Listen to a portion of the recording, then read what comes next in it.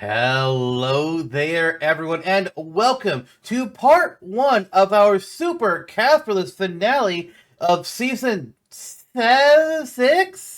This is season 6, I think. Hi, I'm Zantok, otherwise known as Lister. That's Jonno, otherwise known as Jonathan Jones. No.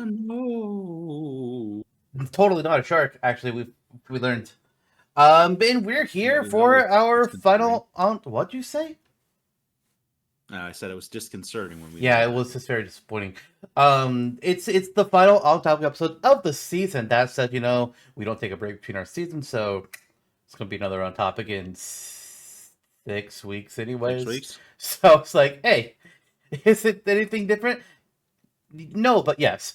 But like what we like to do at the end of all of our seasons with our on topics, we are making a roster for a game.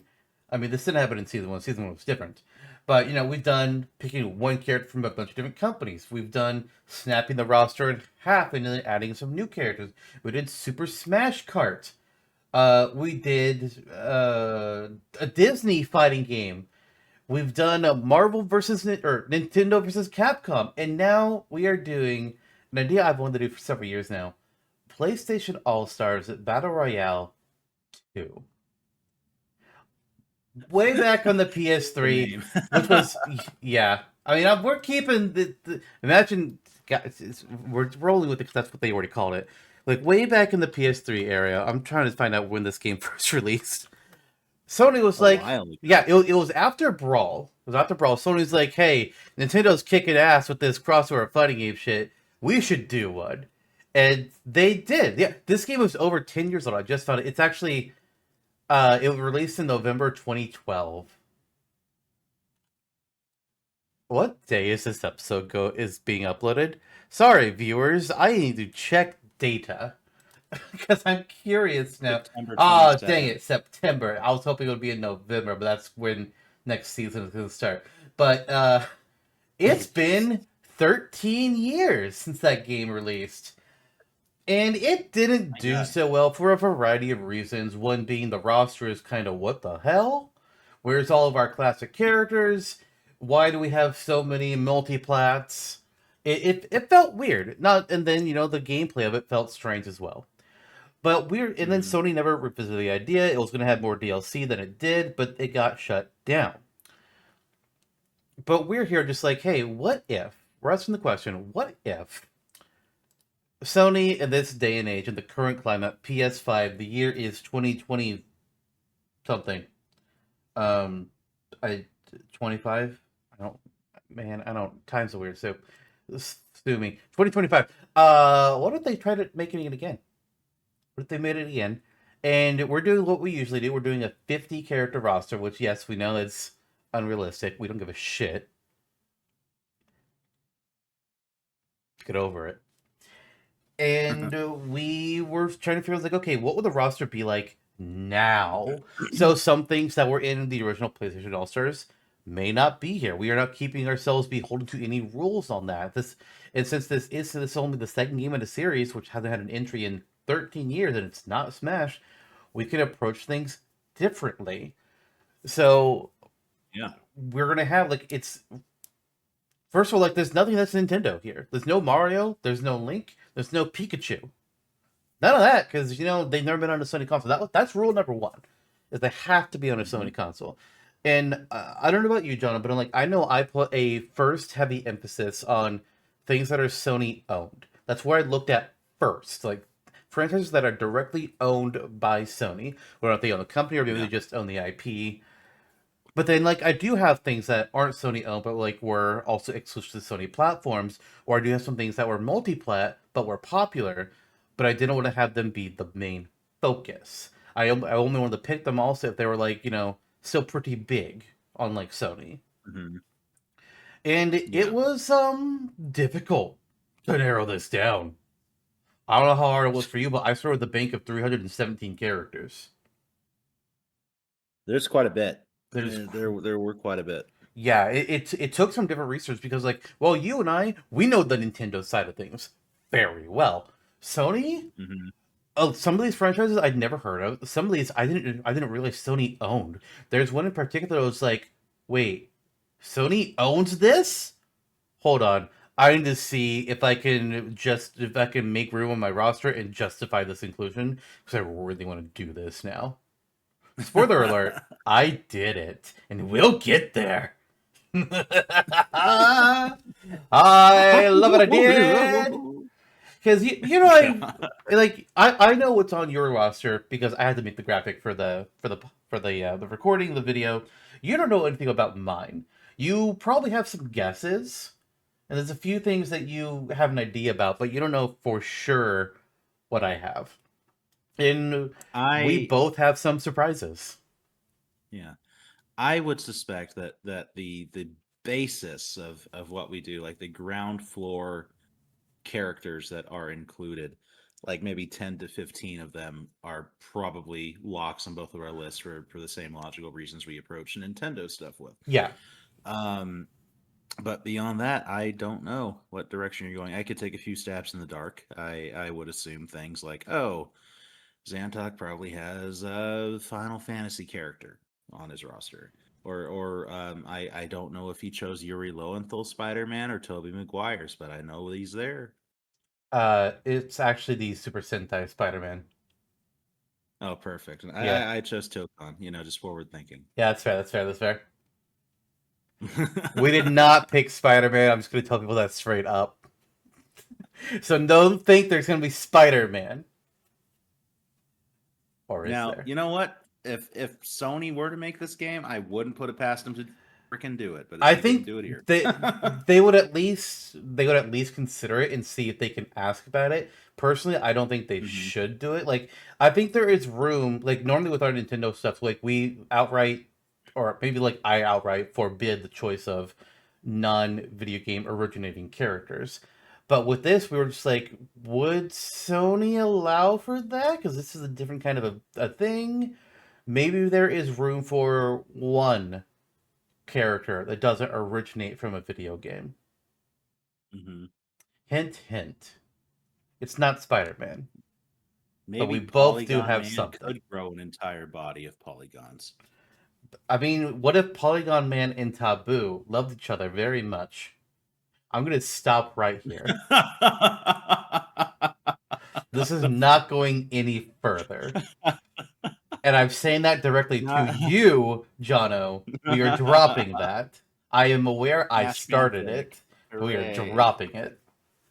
Hoy. Uh, That said, I did want to bring up, I guess, since you brought up Polygon Man, because I was doing my research on everything for the original PlayStation All-Stars game, and I was saying, like, oh yeah, Polygon Man, I remember he was the boss. Why is he the boss? Oh, he was a failed pitch to be the mascot for the original PS1. And yep. so his whole deal as being the boss of PlayStation All-Stars is he's upset that all of the characters got to have their worlds realized. Well, he was thrown in the trash before he even had a chance. He's the Gambit. Yeah.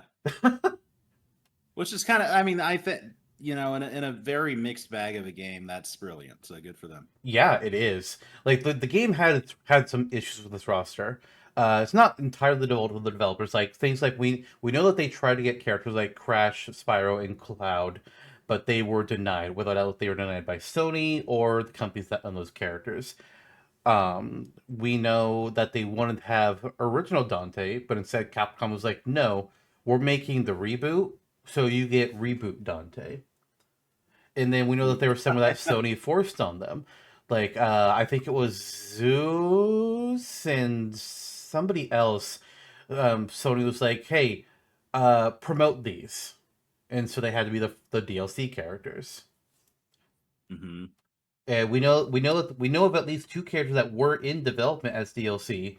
Like they have models that were made for them, but due to the game not doing well, the DLC for them got scrapped. Dart Feld from Legend Dragoon and Abe from Oddworld. Both of them were planned Yeah. and were going to be the next DLC. If I remember correctly, I actually think Dart got delayed for one of the characters that Sony was going to promote. Abe might have also been delayed. I'm not entirely sure about that, but I know I read about Dart being delayed. But the, Hmm. the game was plagued with issues. Uh, so we're just like, what can we do about this now?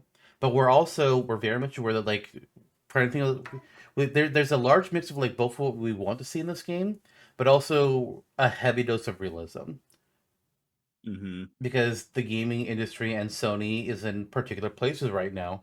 So like there are some areas that we were just like, okay, we really hate to say it, we hate to say it, but with everything going on with Microsoft right now and Activision, there is again no spyware crash, and believe me, viewers, I'm sad because if I could, I would have had them both, and quite possibly their respective villains. I mean, like, yeah, fuck Mm-hmm. it. Like, there is very little of franchises that have more than one character in our rosters today, but I would have done it for Spyro and Crash. Oh yeah. Oh yeah. Spyro, Crash, Cortex, Ripto, Yeah, and I would have stopped Tony it Hawk. there. Don't, if I was going to include a real Activision, person, baby. yes, it would have been Tony Hawk because the Pro Skater games, and also Pro Skater 3+4 remake coming out. Fuck yeah! Yep. When is that Yep. out? I don't know. It's Maybe out it's out. now. Already. It's out now. Shit. Yeah, like as of the date of recording, like 2 days ago. Fuck. God damn it. All right. Anyways, I don't think I have anything else I need to say before we get into it. There is one other company that like I like blanket ban for my side of the roster, but I'll get into that when we get there. Is there anything else you want to go over before we start diving in?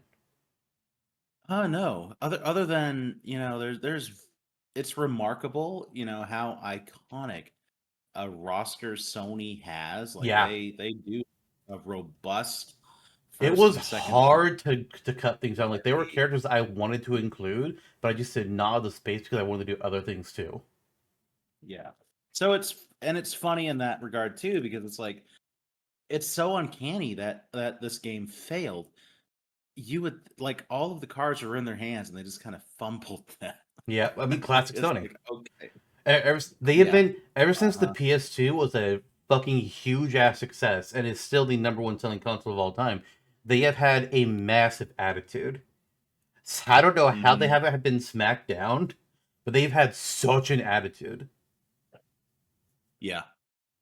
Yeah, yeah. Um, I don't know, and I vaguely remember playing this game, and even the Yeah, gameplay was just off. It was uh, it was it was odd. It's I like I did the let's story mode for revive every this. character pre DLC. Yeah, I don't remember. I played most of that game. I remember like the attempts at like the stage fusion stuff. That was pretty Yo, cool. yes, like I would not want Yeah. Smash to change how they do stages and do the stage fusions, but I love how Mhm. like Sony was clearly trying to create a Smash like game, but be very different from Smash with like how the super moves were the only way that you could KO each other, which I think Mhm. that failed horrendously. But the stage fusions were super cool. Like imagine Yeah. looking at things like right now, you could do a stage like I'm trying to think of like two things like Ghost of Tsushima merged with fucking I'm trying to say something that wouldn't be spoilery, something that would obviously be around. Astro, yeah, yeah. Ghost of Tsushima versus cross Astrobot stage. That'd be great. Or no, wait, Ghost of Tsushima with Death Stranding stage. Yeah. That'd be nutty. Wow. Okay. Mhm. Mhm. That'd be nuts. I love how they have that where the stage and like stages are also just like constantly like things are happening in the stages like Yeah. constantly. It's Yeah. like I Yeah. Yeah. love their Yeah. approach with that. Mhm. That's Yeah. something that I Me do not want to too. change. I'm also going to keep Polygon Man as the final boss because I like it, and I couldn't think of any other better Mhm. ideas. Me too. It was either him or Coke Zero. You mean Pepsi Man? Yeah. Oh, apparent. Sorry, I was going through the wiki. There was a game, an iOS game or like a mobile game called like PlayStation All-Star Island that Oh was yeah, I did see that. typically a crossover with Coke Zero. I was like, what Yeah, the hell? maybe Polygon Man can get a Coke Zero attack. Yeah, that's the one licensed fourth party thing we have on the Yeah, that's it. It's just a single Coke Zero bottle that he dumps onto the stage. God. Yeah, Canon. what's better, Polygon Man's Coke Zero can or Sora's Mickey emblem? Oh God, Jesus. Which one costs more? Sora's Oh Mickey emblem. yeah, easily. Jeez.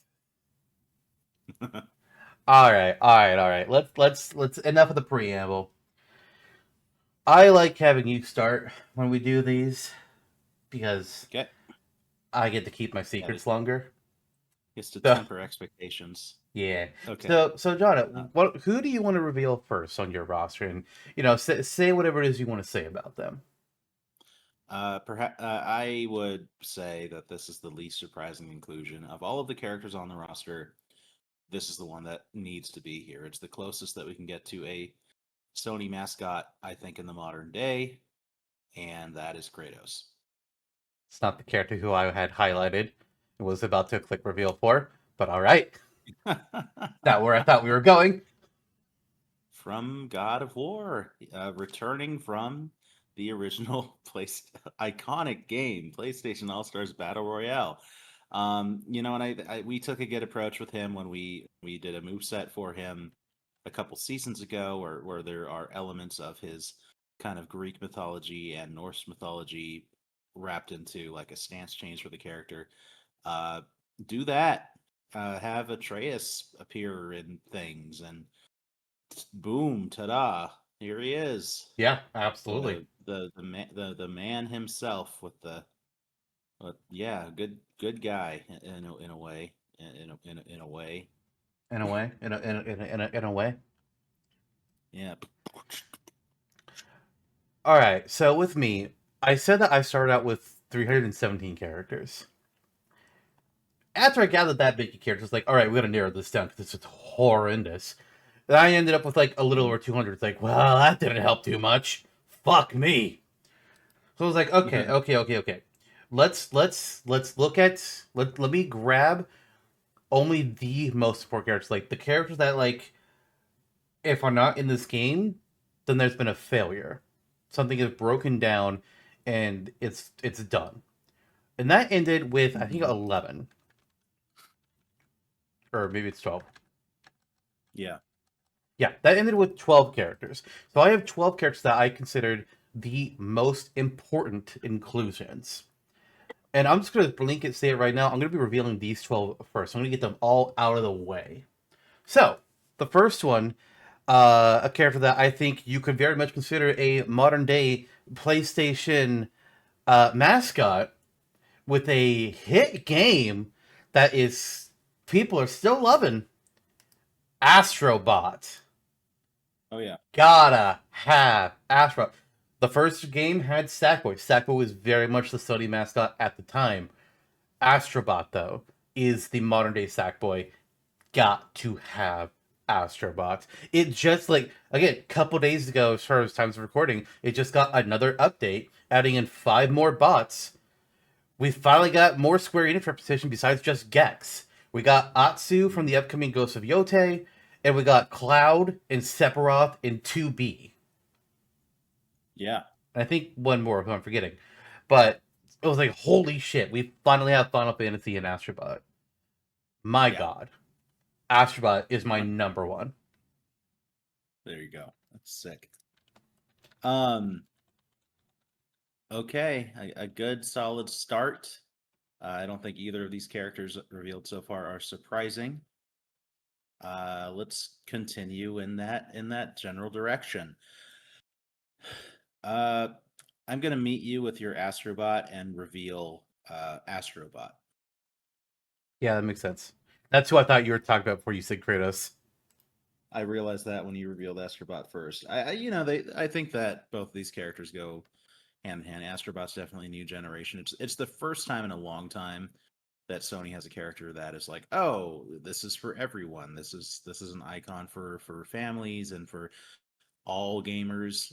So that's cool. It's not just mature. Yeah.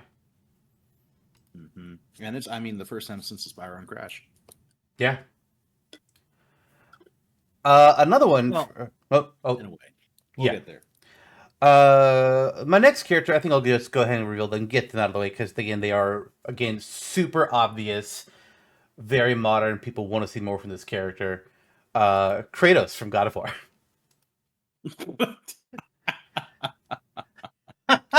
There's not much more to say. He was popular in the PS2 era with the Greek games, but then he took a bit of a break, but he came back with a fucking vengeance with the Norse Hmm. games. Like holy shit, Amazing amazing fucking games. games.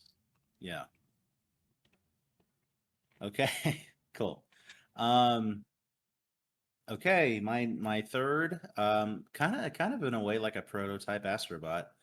Uh, Never quite made the splash that they could have, I feel, but they were pretty popular for an era. Sackboy. I mean, I would definitely say that Sackboy was the Astrobot for a period of time. Yeah, yeah. Never quite reached the critical acclaim, but Little I Big Planet. mean, I mean, they did. Little I mean, Big Planet, like at least the first one was really popular. yeah, and they were one of the first to do like the platform like level building stuff along with Mario Maker. It was Yeah, which was cool. and it had a bunch of different And I genres in there still that you could do different kinds of games with.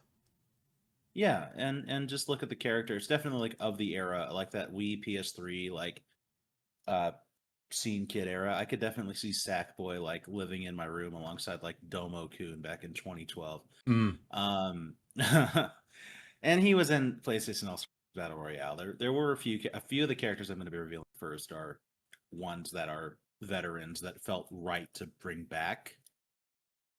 Which is not all of them. No, definitely not. That Surprisingly, for yeah, like I brought back some that I didn't expect to bring back. And I actually same. heavily considered others that I really don't expect to heavily consider. But then like there's definitely a good.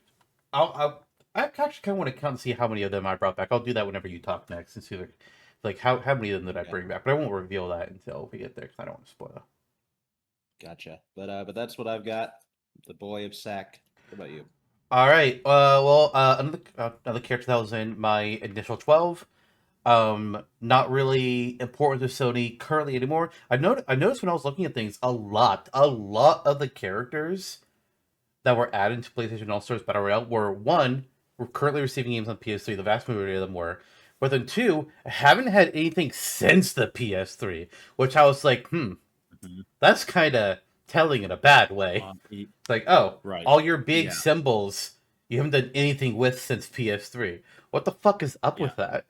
And even PS3 in general was a bad era. yeah, and even in an era with Astrobot, I think there could still be room for a Little Big Planet 4 Hmm. with Sackboy.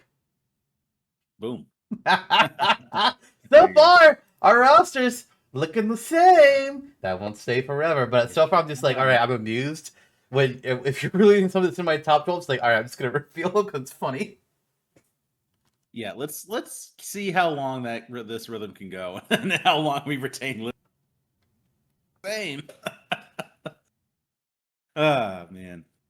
Um okay, here's another character that is returning for me, and I kind of, because of your affection for the character, I kind of would be surprised if they weren't also on your roster. Mm-hmm. Sir Daniel Fortescue Mm. from Medieval. We've talked about him briefly on this podcast. I think for Smash or Dash purposes, or was it Rate Their Chances? Around the time the Medieval remake came He's out been for in Smash or PS4. Dash. But yeah, just okay. There you go. But just having this goofy kind of like top down beat 'em up guy, Sir Dan, swinging around his sword, doing the things with his skeletal vestiges, So and Sir Daniel Fortescue, whatnot. I have not Yeah. played Medieval, but I love the idea of this character because like Mhm. he has this like there are legends told about this a legendary fighter who like single handedly fought against the armies of Savak before sadly perishing in the war. But then you find out it's all just bullshit.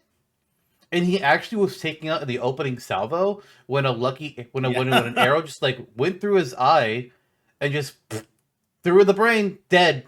And just like the Yep. opening salvo of arrows, like, wow, All right, and like all the other heroes that are in like the Hall of Heroes, they're also dead. They all just hate Dan. It's like, you son of a bitch, you did nothing to deserve this, but they consider you better than all of us combined, motherfucker. But my second favorite thing about him is that like this character does not have a lower jaw. It's gone. It's broken off. Hmm. But he has Yep. voice lines, and he sounds Yeah. like. Because like he can't talk. He doesn't have a lower jaw, and I fucking love it. It's so funny. Uh Yeah. Now, unfortunately, I cannot reveal Sir Daniel Fortescue next. Whether or not he's on my roster or not is up for debate. But he was not the person I picked in my 12 that need to have these characters. Hmm. So let's reveal somebody that wasn't around for the original PlayStation All-Star Brawl. Somebody that is new. Somebody. This is actually I'm going to be my first character that is not directly owned by Sony, Okay. but I think it's somebody that would make you happy. Ooh.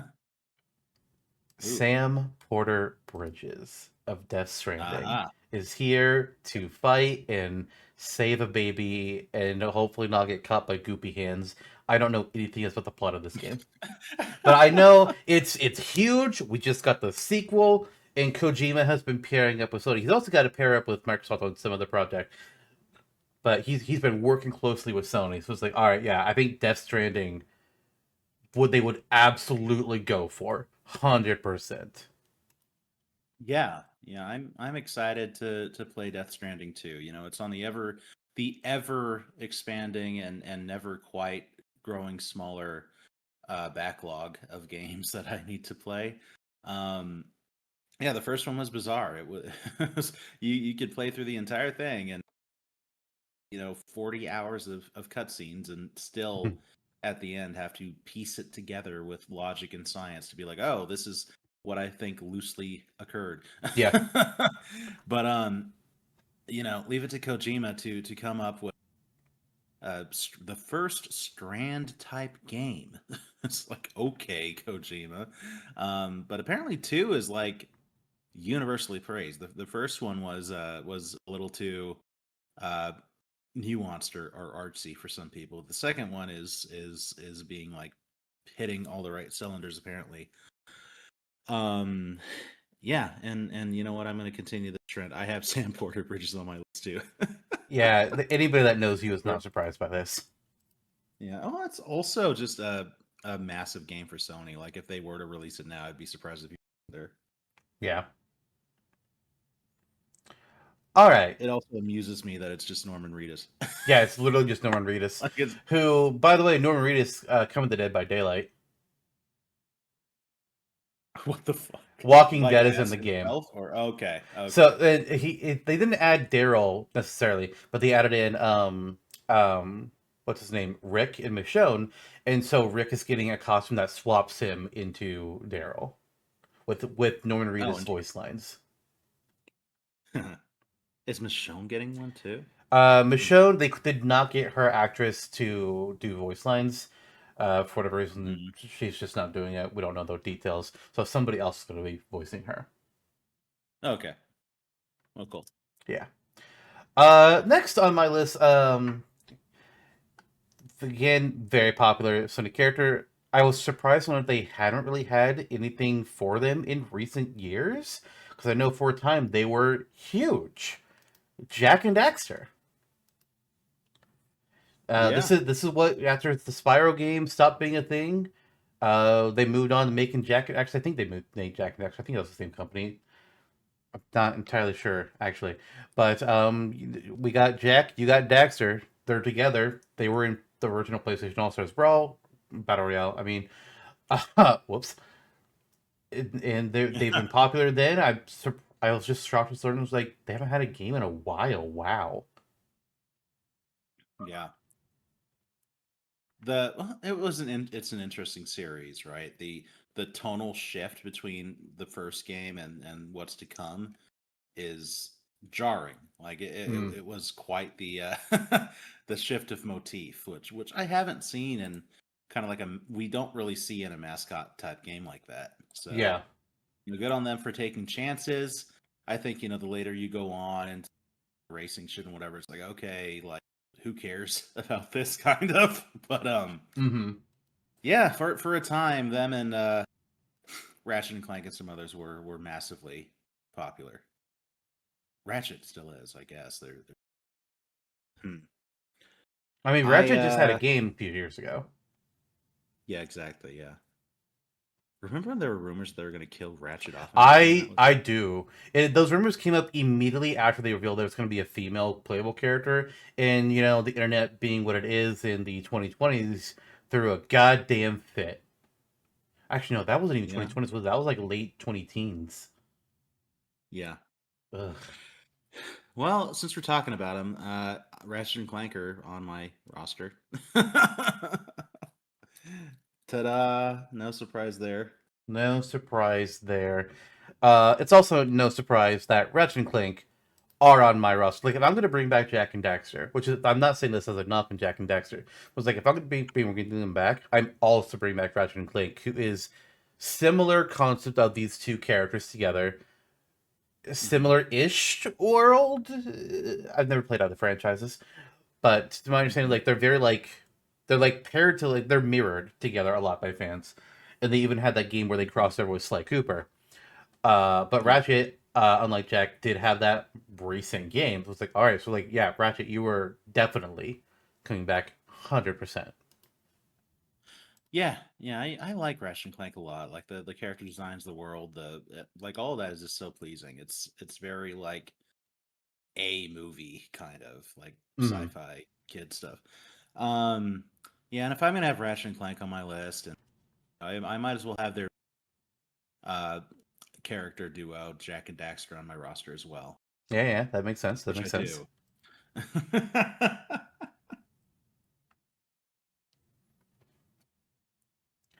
All right, well, I guess we're back to me. I'm gonna go with another character that at this point that Sony doesn't own. There were three non-Sony owned characters in my initial choice of 12.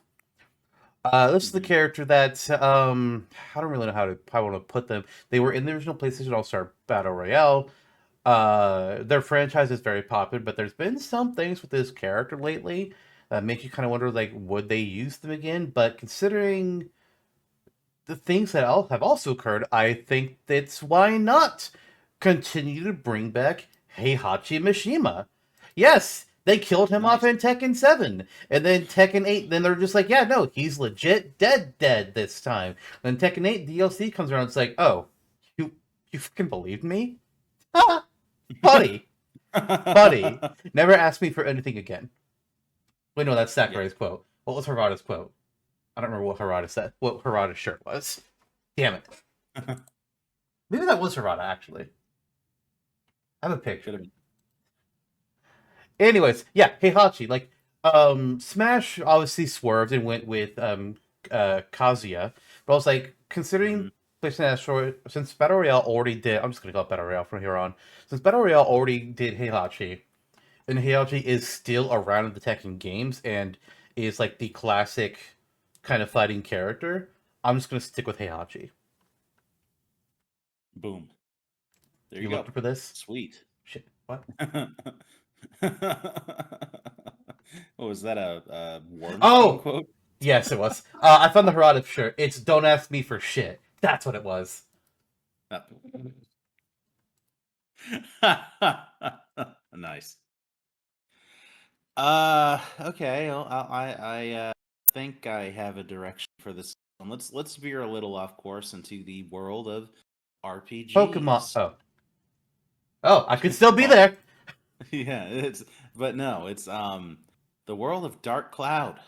Ah, Yeah, so I actually don't know when the Lost Dark Cloud game released. That it was was Dark Chronicle. okay. Dark Chronicle. I think it was like the That was second game.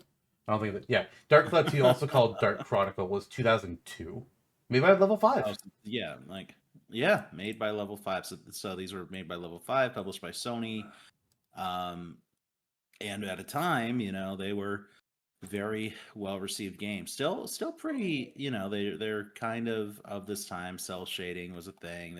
They looked kind of like the Tales games, with like these chibi esque character models and the and the more like vibrant cartoon world with the enemies and whatnot.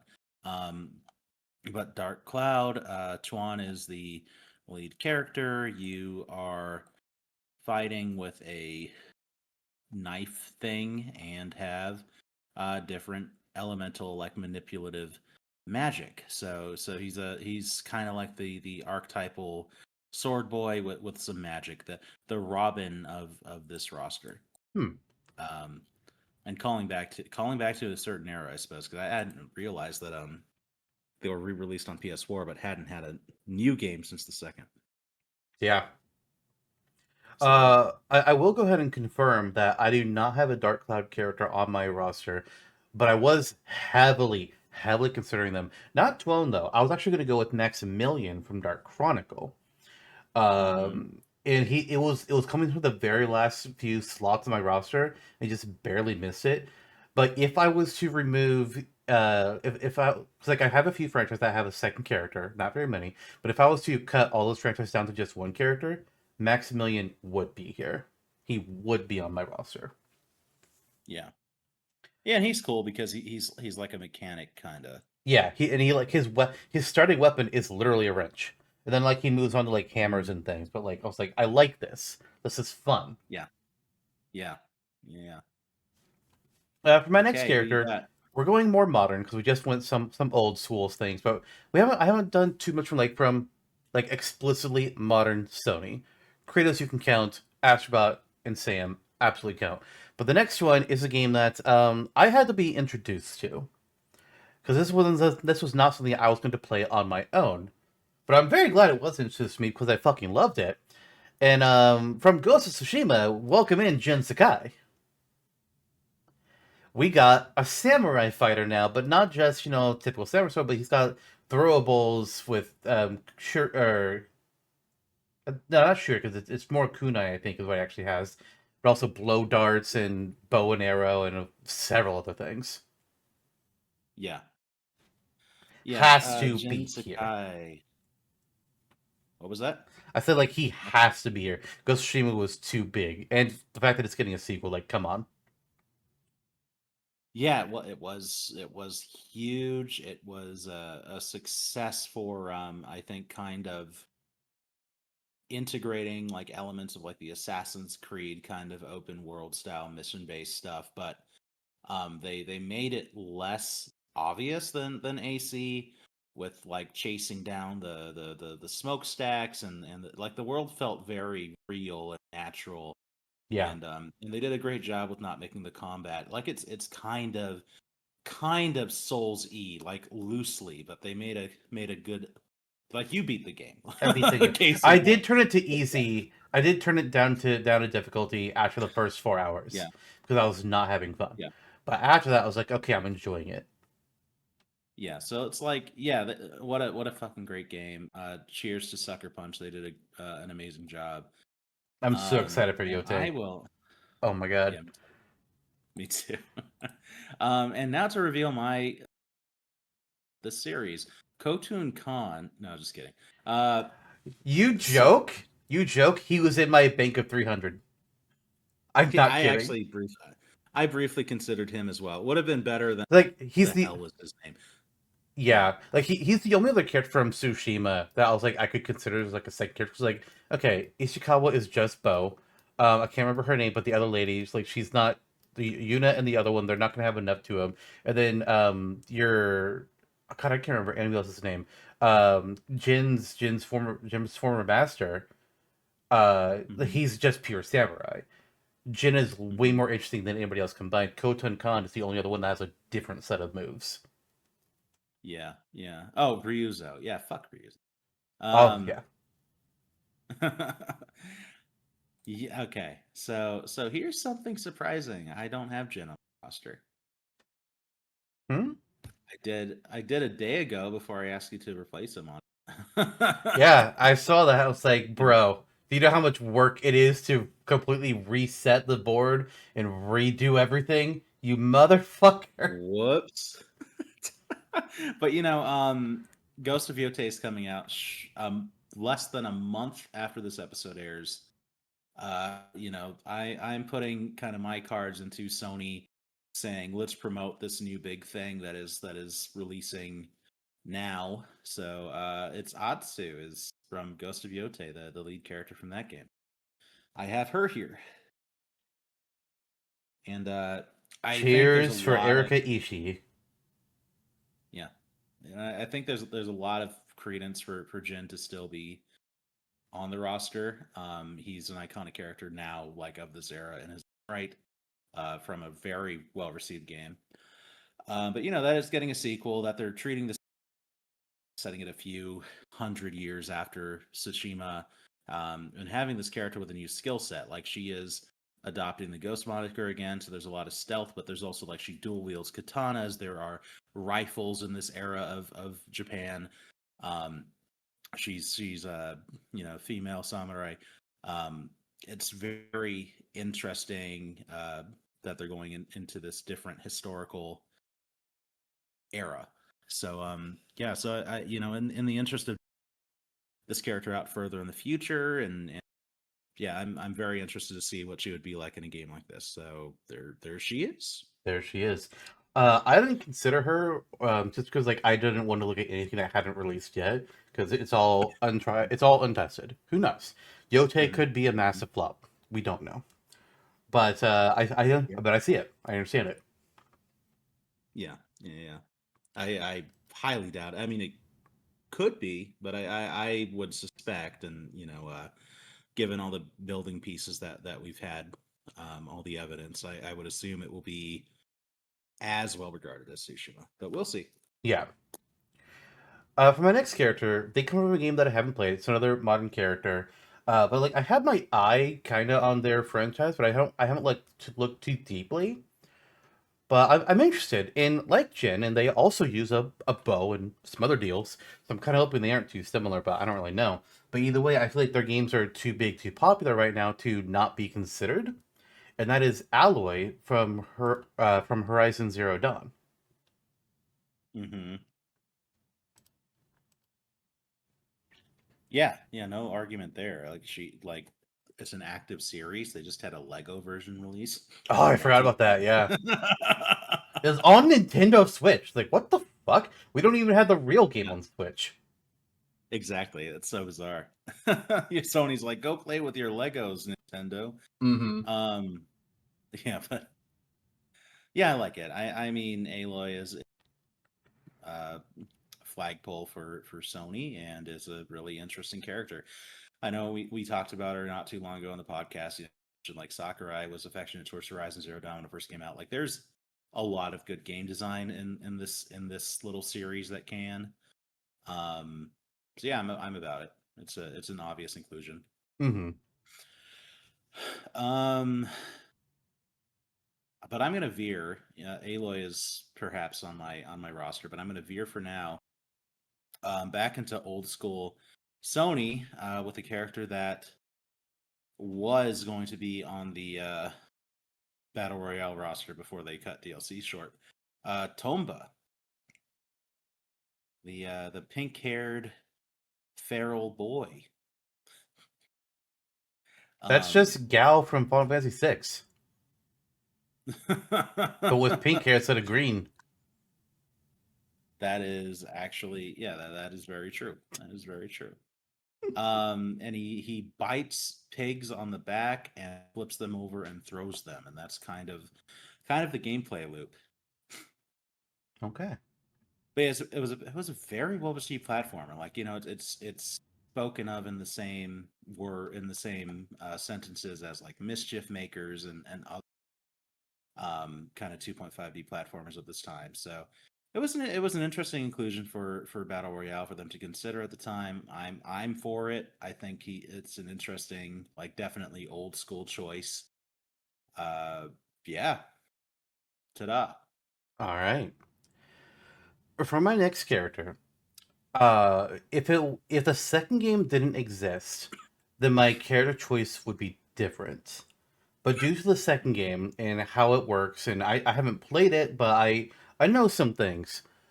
But Mhm. it's too popular to ignore. One of the characters will absolutely be in a game like this if it was being made right now. But I am going with Ellie from The Last of Us.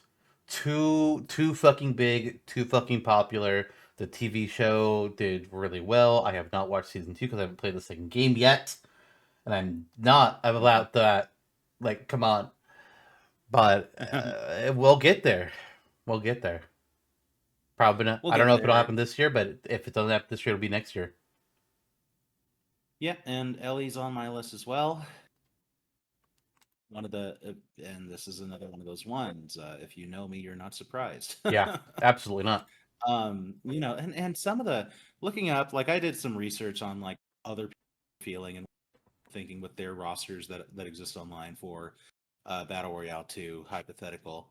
And a lot of people like in the discussion on Reddit from several like a few years ago or whatever, they're like, "Oh, I don't know, a character like Ellie doesn't belong in a fighting game." It's like, what What? the actual hell? What the I'm fuck are you sorry. talking about? That princess. Yeah. Yeah. All of the stanchions are there, like the move set, the popularity of the character and the game. It's just people Um, upset about the second game. It's all it is. I guarantee it. yeah, yeah, seriously. Um, yeah, and there she is. There she is. Uh, toss a clicker at your foes.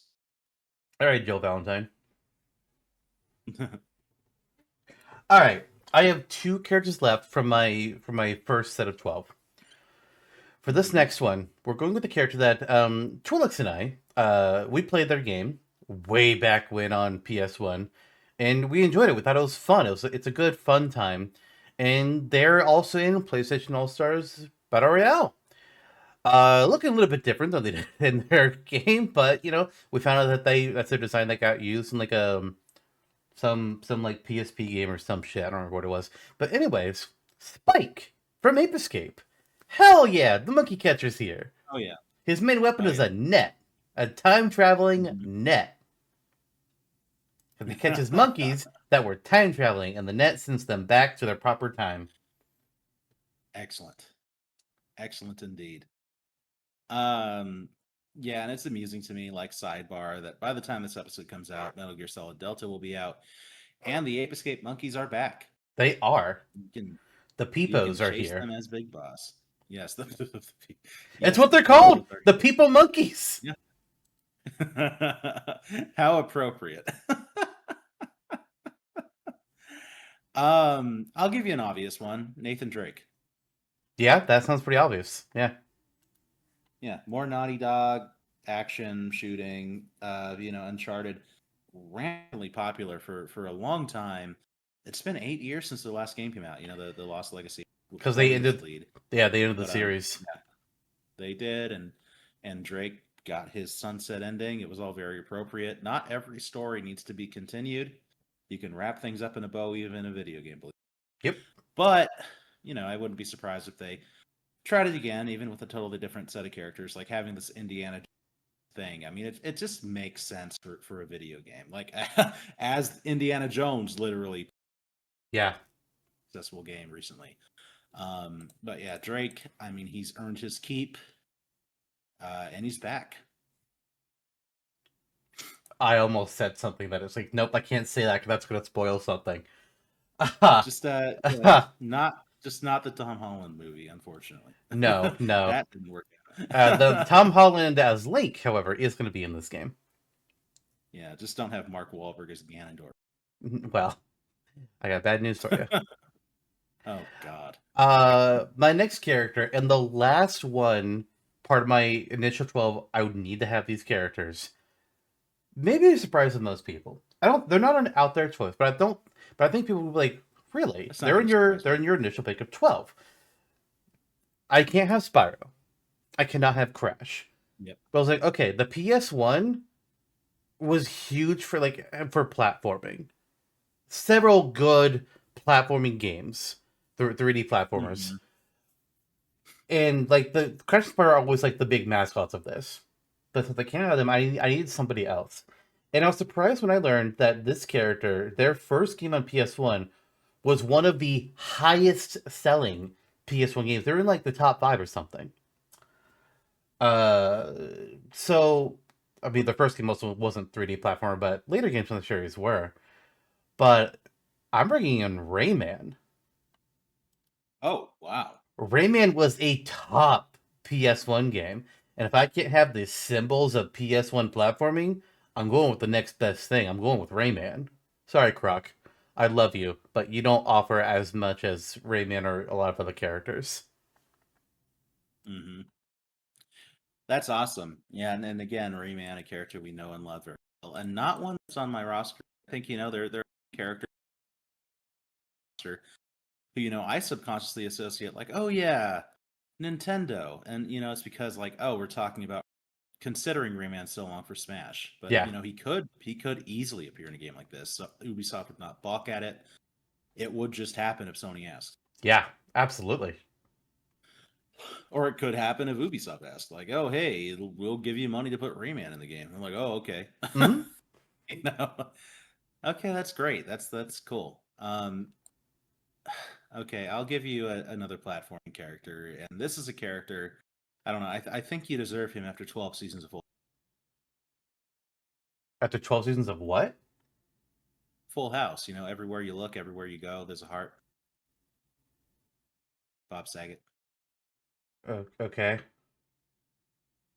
A character who makes pop culture references every time he kills an enemy or jumps around as a tribute to Ash from Evil Dead. Apparently, Gex. Oh! I was like, I have no idea where this is going. The lizard guy who is a with cool glasses, and he will jump and swing his tail about with a plum. I Here he is. I did for a while consider Gex, but he did not make into my final deliberations. I was like, Mhm. yeah, I could see, he had 3 games. They all did well on PS1. I see people claim. I see like one particular person clamor for Gex in Smash. Um, Yeah, right. but I was like, I mean, I was Um, concerned, but I was like, I think there's like other ones just like had more going on for them than Gex did for me. But mhm. he's Yeah, one I thought about. he's of the era for sure. Like just so bizarre. All of the references he makes every time he moves around. It's like Bubsy esque, but somehow slipped under the radar to become beloved instead. Hmm. Um, and yeah, I mean, he has a tongue, he has a tail, and like elements affect his character, kind of like Wario, and that's kind of it. But Yeah, I think that sometimes, and Smash has proven this recently too, there is a case for simplicity with some characters. yeah. So yeah, so here he is. Because it's funny.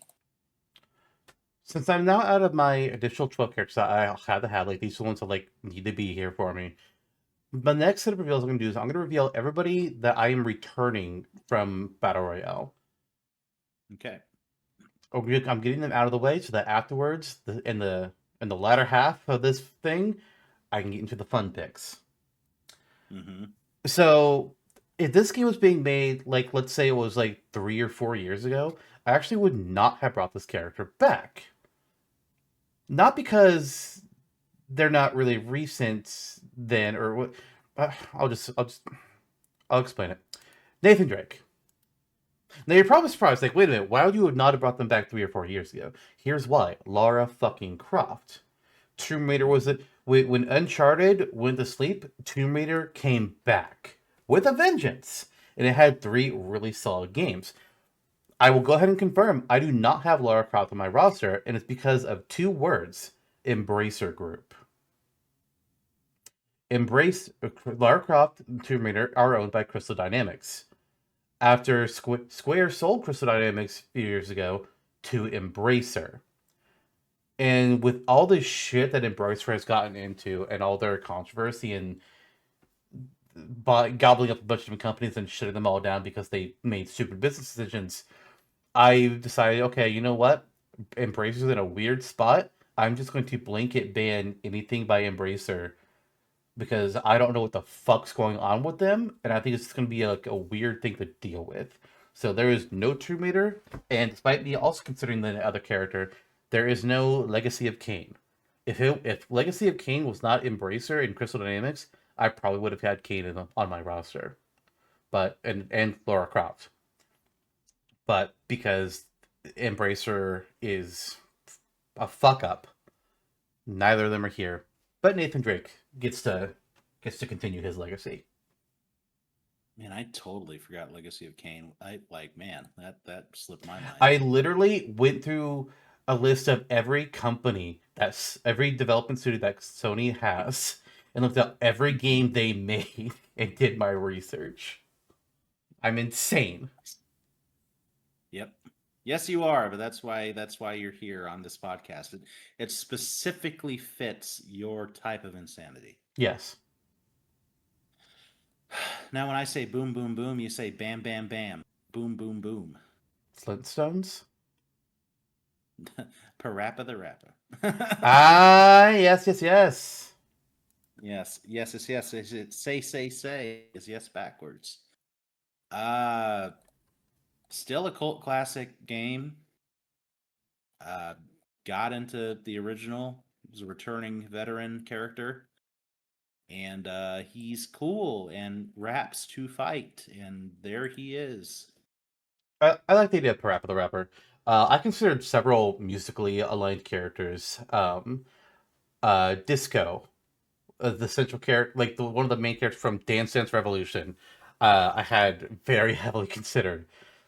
And the person from Bust a Groove, I had them on my list as well. It's Yeah. like, oh, I really want to, like, I wanted like a dancing kind of character because I thought that would be fun to do like some different kind of animations with. None of them Yeah. ended up making it. But I did include Parappa the Rapper. Like even before I was considering those characters, I did was like, okay, yeah, we're gonna have Parappa easily. He's coming back. Oh, so you have him on your list too. Yeah, yeah, Parappa is here. Like I picked him first, and then I was also considering the other characters afterwards, and they just did not. There was just not room for him, unfortunately. I feel you. I feel you. Yeah, I considered like him Jammer Lammy and other stuff, but I think we started with Parappa. He's the most recognizable character. It's like it makes sense to just have him come back. Yeah. Okay, sweet. My next character is has been controversially said to not be for good boys and girls. I was surprised A when you gave fighting, me this one. It's like, oh, okay. Or are we making a yeah, joke? a fighting game staple. I think Sony would not be afraid to just include her in all of her glory. It's Mai Shiranui from King of Fighters, Fatal Fury. A bounty of which, like 15 plus titles have been released on Sony consoles since PS1. SNK certainly has a healthy relationship with Sony. Um, I think that this is, you could take it or leave it, but if she were to be included, it'd be like, yeah, that makes sense. Like an icon of the fighting game scene. And some of this, like with Rayman, this could be reigniting the competition of like who's getting these characters first, and does that invalidate their inclusion in Smash or vice versa? So in the spirit of like your Rayman inclusion, here's my to be like, oh yeah, that makes sense. And King of Fighters is big on PlayStation, kind of just slowly scoping under our radar in America. Yeah. That and since you mentioned, I'll go ahead and talk about it. We were both having to be able to like, what do we do with the whole Smash thing? Because like Smash has gotten some characters like would be obviously considered for a PlayStation fighting game. Cloud Sephiroth, Solid Snake, Sora. It's like what do we Castlevania characters, Mega Man, maybe not Castlevania, but like just Mega Man franchise with like X and Zero specifically. It's like what do we do? Like do we ignore them? Do we let just Smash win? Do we say fuck it, they still go for it, or do we like they go for the franchise but they pick a different character? And I think it really depends like franchise to franchise. Like there are some that I was like I was like, all right, I'm gonna write off these ones. These ones I still think these characters should be considered. Some of these ones just like I'm gonna consider a different character from the same franchise. Some made it, some did not. Fatal Fury wasn't even on my radar. I'll state that. I didn't even think about it being on PlayStation. I had other fighting games I was considering, but like I debated Dead or Alive. Didn't end up Mm-hmm. happening, but I debated it. Yeah, yeah. Okay, cool. Who's next on your radar? Next up on my list is gonna be. We've already talked about him. He's here. Nice. My skeleton lad. He wasn't in my initial 12, but he made it in, so it's like, all right, here's where we'll pick him. Nice. I'm going to give you a character that I'm semi-surprised you haven't revealed yet. There were a couple times where I thought you may have. I know what this is. Yeah. Let's sort of Yeah, swap me it on too. me. It's it's Sly Cooper. I mean, It's Sly Cooper Sly from yeah. Sly was not in my initial make it 12 because he doesn't have anything modern. I was like, okay, Sony is not giving him attention. I don't think he's gonna be like one of the ones that's like you have to have him to represent Sony. But yeah, he's here. He is on my roster. I love the Sly Cooper games. I'm shit at stealth, and stealth stresses me out. But I love these games. I watch them. I don't play them. But he's got his king. He's got all kinds of other tools and gadgets. I mentioned him earlier when we were talking about Ratchet and Jack and Daxter because he had a crossover game with the two of them. He's so fun, and his games are great. And they need to give us Sly 5 because the Sly 4 ended with people with them trapped in Egypt. Oh, what happens? And also Jesus, ancient Egypt. I mean, because it was time travel and they didn't get home. Jesus Christ. Don't let them stay there too long. They're going to be taking down the Egyptian Koopa from Mario Pinball. I don't know what. No, move on. Your next character. King Turt. is not on your list. No, unfortunately not. You know who is on my list? I did actually. From Loco Roco. Okay. So of all the characters on your roster, this is the one that I saw and I had to go like, I'm sorry, what? Explain this one to me. Of all the characters on your roster, this one the one that I was supposed to like, huh? Yeah.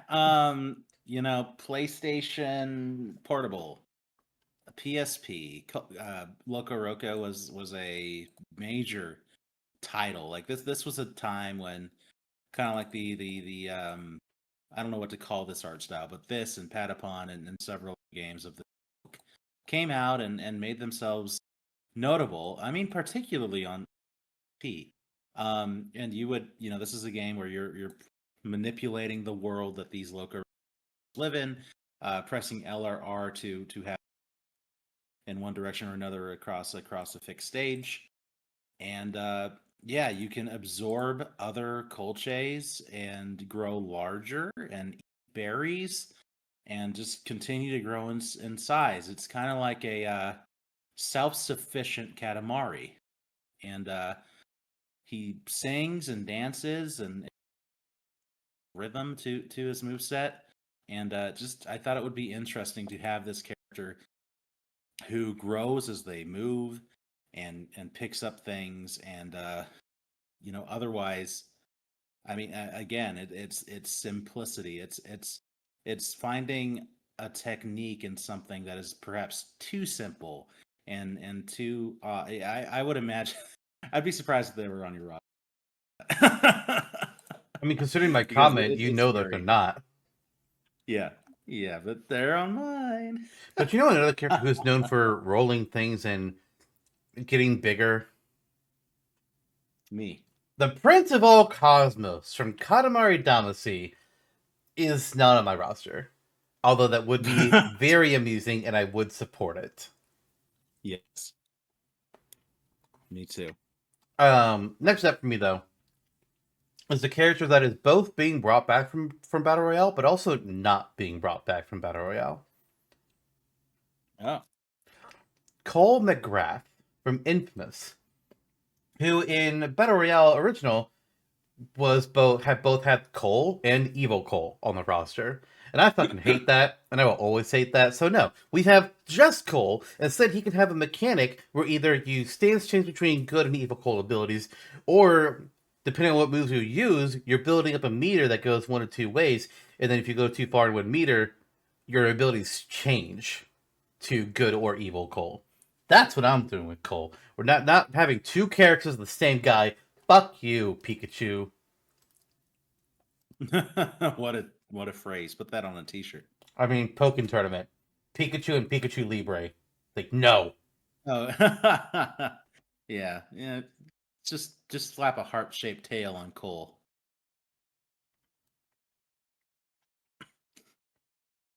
Okay, yeah, that's a sound choice. Let me. Where are we going next with my choices here? Oh, I know. A game that blasted the doors off of Western RPG games recently. A game that many people in our group play and enjoy, like a big cut, a bigger cut than most. Like it's pretty mainstream, despite like the D&D origins. I am giving you Shadowheart from Baldur's Gate. Now, And yeah, yes. I will say that this surprised me because technically Shadowheart is from a non-video game property with D&D and being owned by Hasbro. And we're like, all right, I'll let this slide. I want to hear what you have to say about Shadowheart because I did play Baldur's Gate 3. I played it through it twice. So what do you guys say about God's favorite princess? I haven't played it, but again, I know you and several others like who normally do not share you or a more specific gaming taste. They're like all into it. So I was like, okay, this is such a massive. Let's do the thing and give Bioware kind of a firm shake here. My understanding is that she is more of like a like a white magic and like She illusory magic kind she of is a like cleric, cleric. trickery domain, I think, Mm-hmm. So I and think she just follows an evil goddess. right, and I and I was reading a bit about the more popular characters in this game, her and Asterion and some others, and considering all of them, I kind of leaned into her though because it seems like from an outsider's perspective, the story of the game kind of centers more towards like her or like her area or what in a Mm, way. no, Um, so people or people talk about her in a stereo. Like, oh, whatever. Let's pick one. there Let's pick is one. none of the Yeah. NPCs for the game like revolve around. Is she the Mm-hmm. one that initially has the artifact that becomes important? Yes, but it doesn't make her more important than anybody else. I Gotcha. will say she's who I romanced on my first playthrough. And I was showing my That's why I roommate and included her. another a D&D friend of ours last night. I was showing them both of our rosters, kind of like I want to see what their thoughts were. And they Mm-hmm. looked at Shadowheart and they're just like, "What Shadowheart? Not Karlach?" And I was like, well, no, think about it, people. Karlach, while also is very popular, big barbarian tiefling with an axe, Mm-hmm. barbarian tiefling or barbarian axe is very typical for a fighting game type of character. It's like, oh, they just hit Right. things hard. But Right. Shadowheart wields mace, shield, and is uh, cleric magic. That's Mm-hmm. very atypical. So it stands out better. Right. And that's why that's a big part of why I went with her. There are tent poles that I think you and I both try to address one where we can, especially for me in this instance, not knowing the world as well as others. I'm like, okay, she's still a very well known character. She mostly relies on like holy magic and stealth, so it's like, okay, this is unique. And honestly, like, yeah, she is a girl, and there's and in these, it's hard to be like, you realize how often the game industry leans into the male protagonist. Oh Put yeah. it that way. Oh yeah.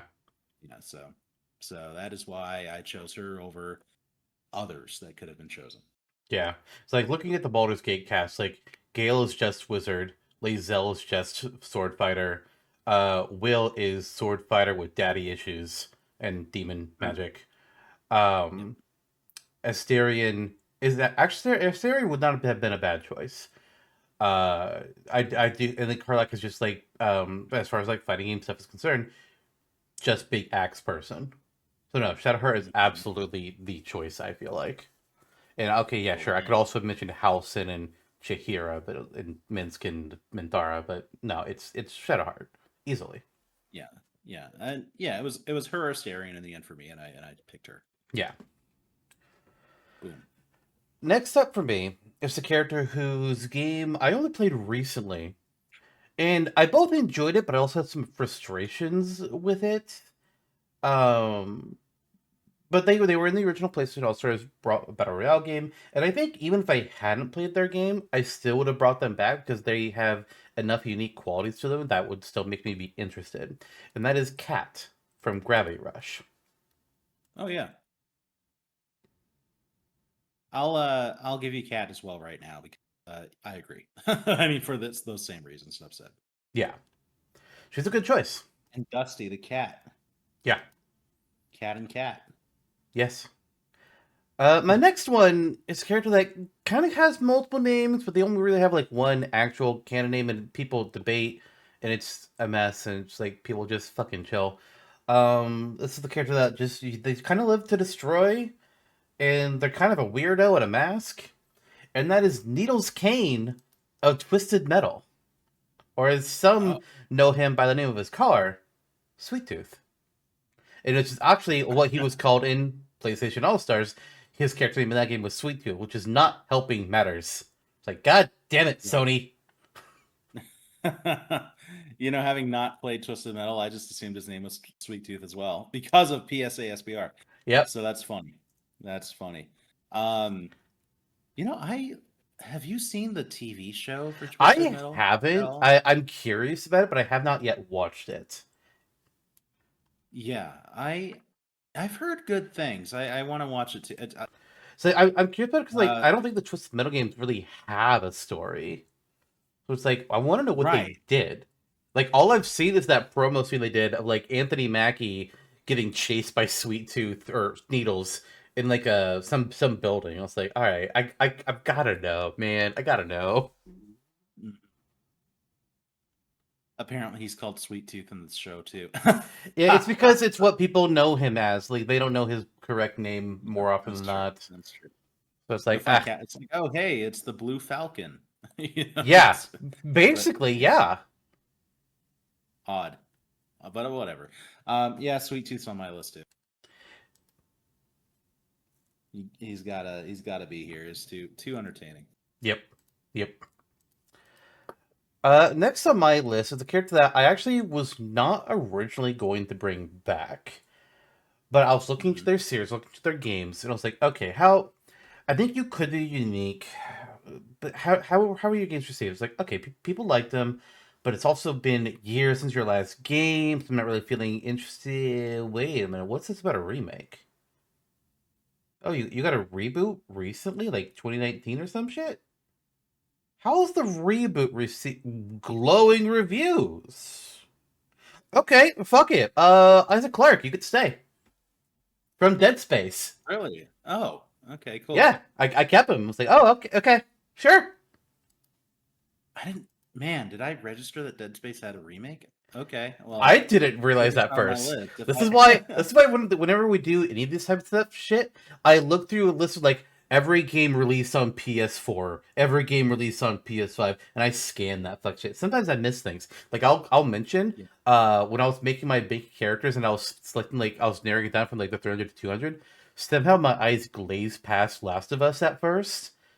And I didn't Mhm. realize it until later. It's like, wait a minute, hold on, where's Ellie? Oh my Mhm. god, I need to fix this.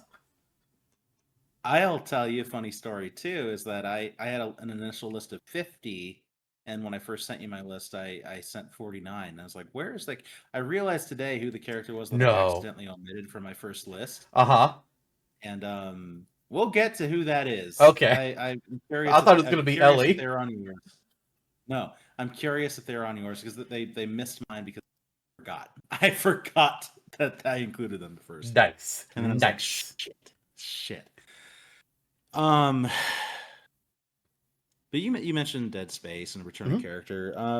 I don't. Again, I don't have Dead Space on my list because I just didn't know. I didn't do that research. But I do have Killzone. It's not Colonel Radek anymore. I am replacing him with Lucas Kellen.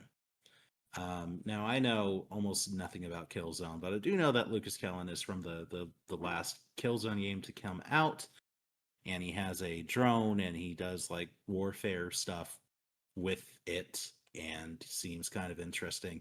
So I mean, Radek was the secondary antagonist of Killzone 2. It's been a long time, so let's get some fresh blood from the series in there.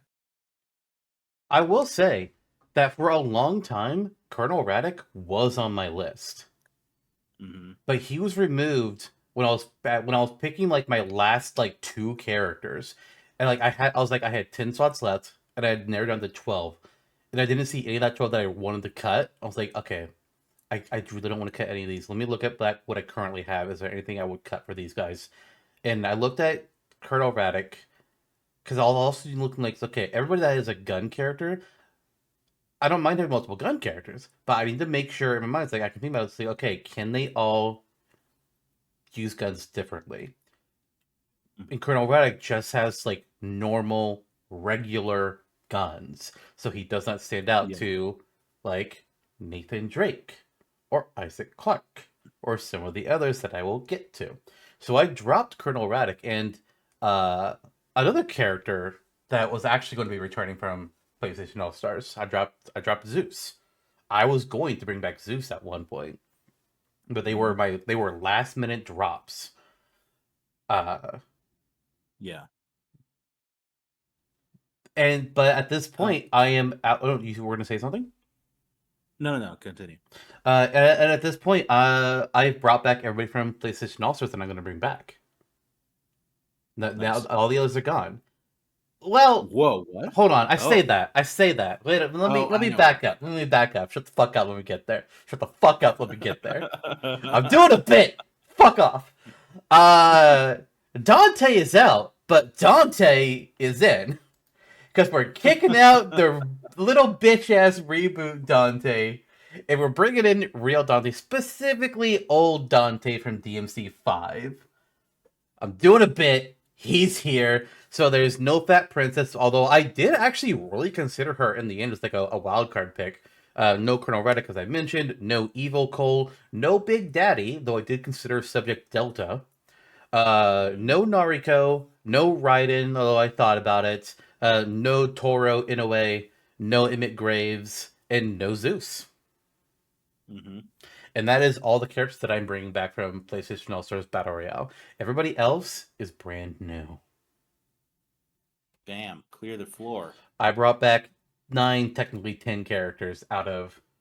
No, I'm sorry. I brought back 14, 15 characters, depending on how you count it, or something along those Nice. lines. Mhm. Yeah. No shocker here. Dante is on my list from DMC5 as well. Hell yeah. There are a couple more returning characters in my. We'll get there. And like I mentioned that there were some franchises that I have a second character for. I thought about Virgil, but then I'll Hmm. just like I've got Jin to be my samurai. I don't think I need Virgil. Hmm. Yeah, I very similar thought process here with some other characters. Yeah. Virgil was considered actually on my end too. Next up, Okay. so we've got all the obvious picks done and out of the way. I think I'm gonna go with somebody that's yeah, that's right. That's what I'm gonna go with. Somebody that's gonna be a surprise. This is very much a character that I don't think would be traditionally considered for a fighting game, but I found them. I researched them. They are owned by Sony. They are in almost every game in their long franchise. I am adding Suzuki from the Everybody's Golf slash Hot Softs Golf franchise. The old Japanese man who is in almost every single game, and it's the closest thing that they have to a mascot character. What the Hell actual yes.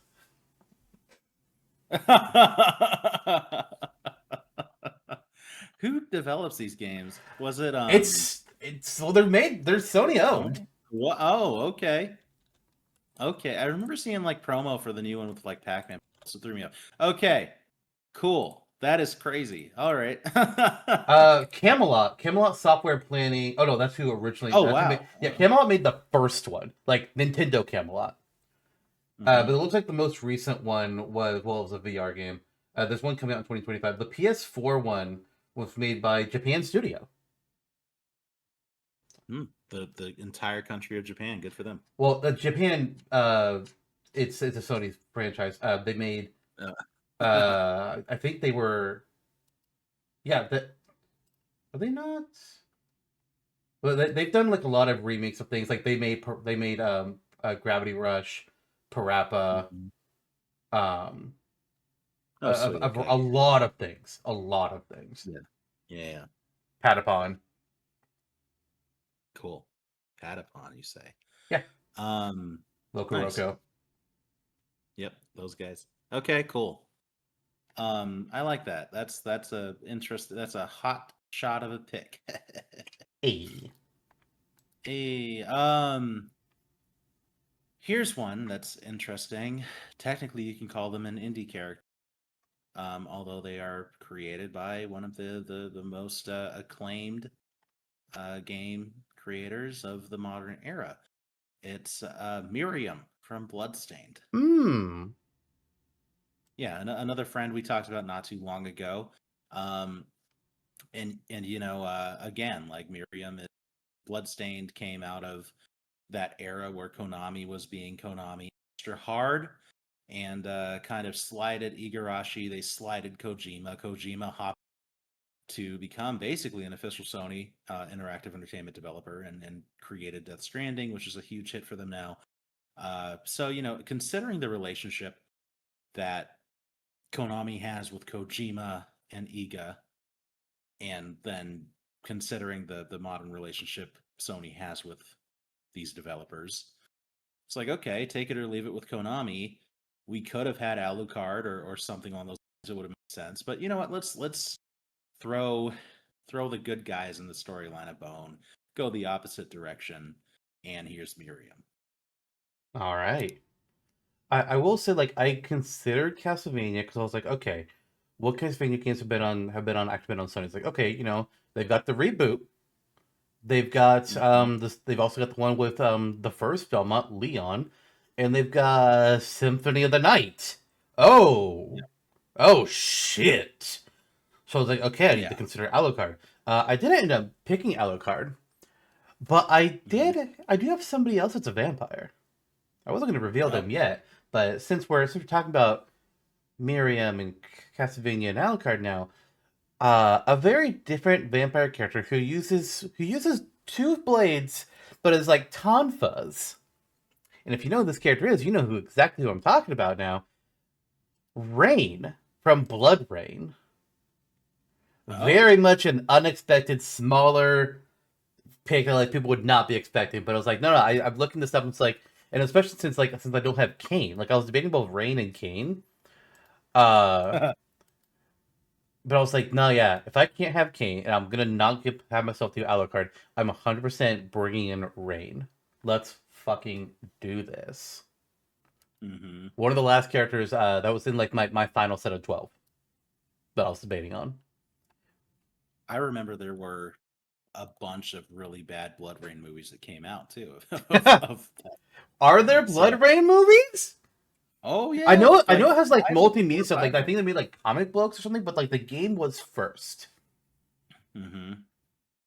Interesting. Okay, I again, like I didn't know that. I didn't do my research in that department. I kind of just assumed they were comic and movie first. Like I was like, oh, it's like Spawn, but no, it's not like Spawn. Okay, cool. Nah. Um, hey, you know who I have on my list that's returning that's not on your list? Uh Fat Princess? No, no, Nariko from Heavenly Sword. Oh, okay. Yeah, seemed like a like a interest kind of never got followed up on Yeah. ever. It It's like got its okay, one PS3 game. Sony's like, add this character as DLC and promote them now. And it's like, yes, we will. And then nothing ever happened with Heavenly Sword ever again. yeah, but I think having a character that she's a stance change character. The God damn heavenly it. sword changes Son of into a three different bitch. forms. There's a speed form, a range form, and a power form. So they change the stance in which Naruto fights with, and it's a unique kind of like martial art sword fighting thing. So I'm like, okay. I mean, the world is like loosely interesting. The character design is kind of take it or leave it, but the idea of the gameplay, it's like okay, this is mildly pleasing. So if it's easy, just adapt the character into now. We already have her initial move set. Boop, there you go. Yeah. Next up for me, I'm gonna go with one of the oldest franchises that Sony actually developed for the PlayStation, and that is Ark from Ark the Lad. He's a basic sword fighter boy with some fire. Not Hmm. a whole lot to him other than that, but I was like, you know what? I like the idea of representing like some of the oldest things that Sony has actually done, and the game did well. The game actually it did not release in the West at first, but people were begging for it. And it didn't happen until like PS2 when they were like, all right, fine. And they released both Arc the Lad 1 and 2 in a bundle together. At least I think it was Arc the Lad that this happened with. Now I'm Yeah. concerned I may be lying. Um I'm yeah, because there was the Arc the Lad collection. Oh, I guess that was on PS1. Well, it still had the first two games in it as one. That was how we got them. Or wait, was there three? Yeah, I thought there was two. Yeah, all three of them were on it. Actually, I've been lying to you this whole time. Um, and it's also interesting because like the second game, you carry over your stats and your attributes and your items from one to two. Hmm. So I like kind of like what Golden Sun can do. I'll play the Oh, second game nice. eventually. I was like, hell Yeah. yeah, I love that. And when it got to the US, it still did well. It only sold like 51,000 copies, but considering it was years after people were begging for it, and it did really well in Japan. It sold like the first game in Japan sold nearly 700,000 copies. Wow. I was Okay. picking Arclight. It Golden was the Sun. ninth best-selling game of 1995. Nice. Yeah, it went on Holy. to in Okay. total sell over 1.5 million over time. Hmm. Because Okay. that 697 was it was just in 1995. Game did good. That's pretty nuts. Yeah. Yeah. That was a good lad.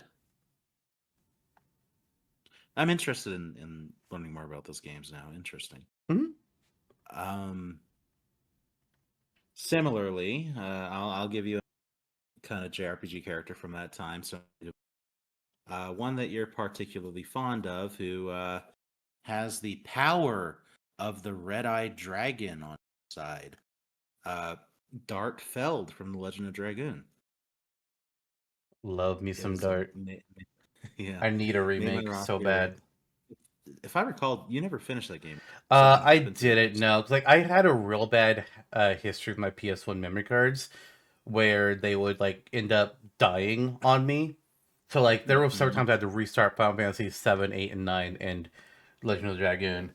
And I tried playing Dragoon again on PSP several years ago, or Vita, whichever one it was. But I had forgotten how terrible the item inventory system was, and it just soured my mood. I know that there is a Hmm. mod out there that people have done that like fix that gives a lot of quality of life fixes, including the inventory systems. Like, I want to check it out, but I'm also kind of waiting for hoping for a remake that fixes it legitimately. Hmm. But we'll see. I do want to get back to that game someday. Yeah, and it was interesting to read that Dart was actually being going to be included as DLC in the original Yeah, they had a DLC. model for it. We have pictures of it.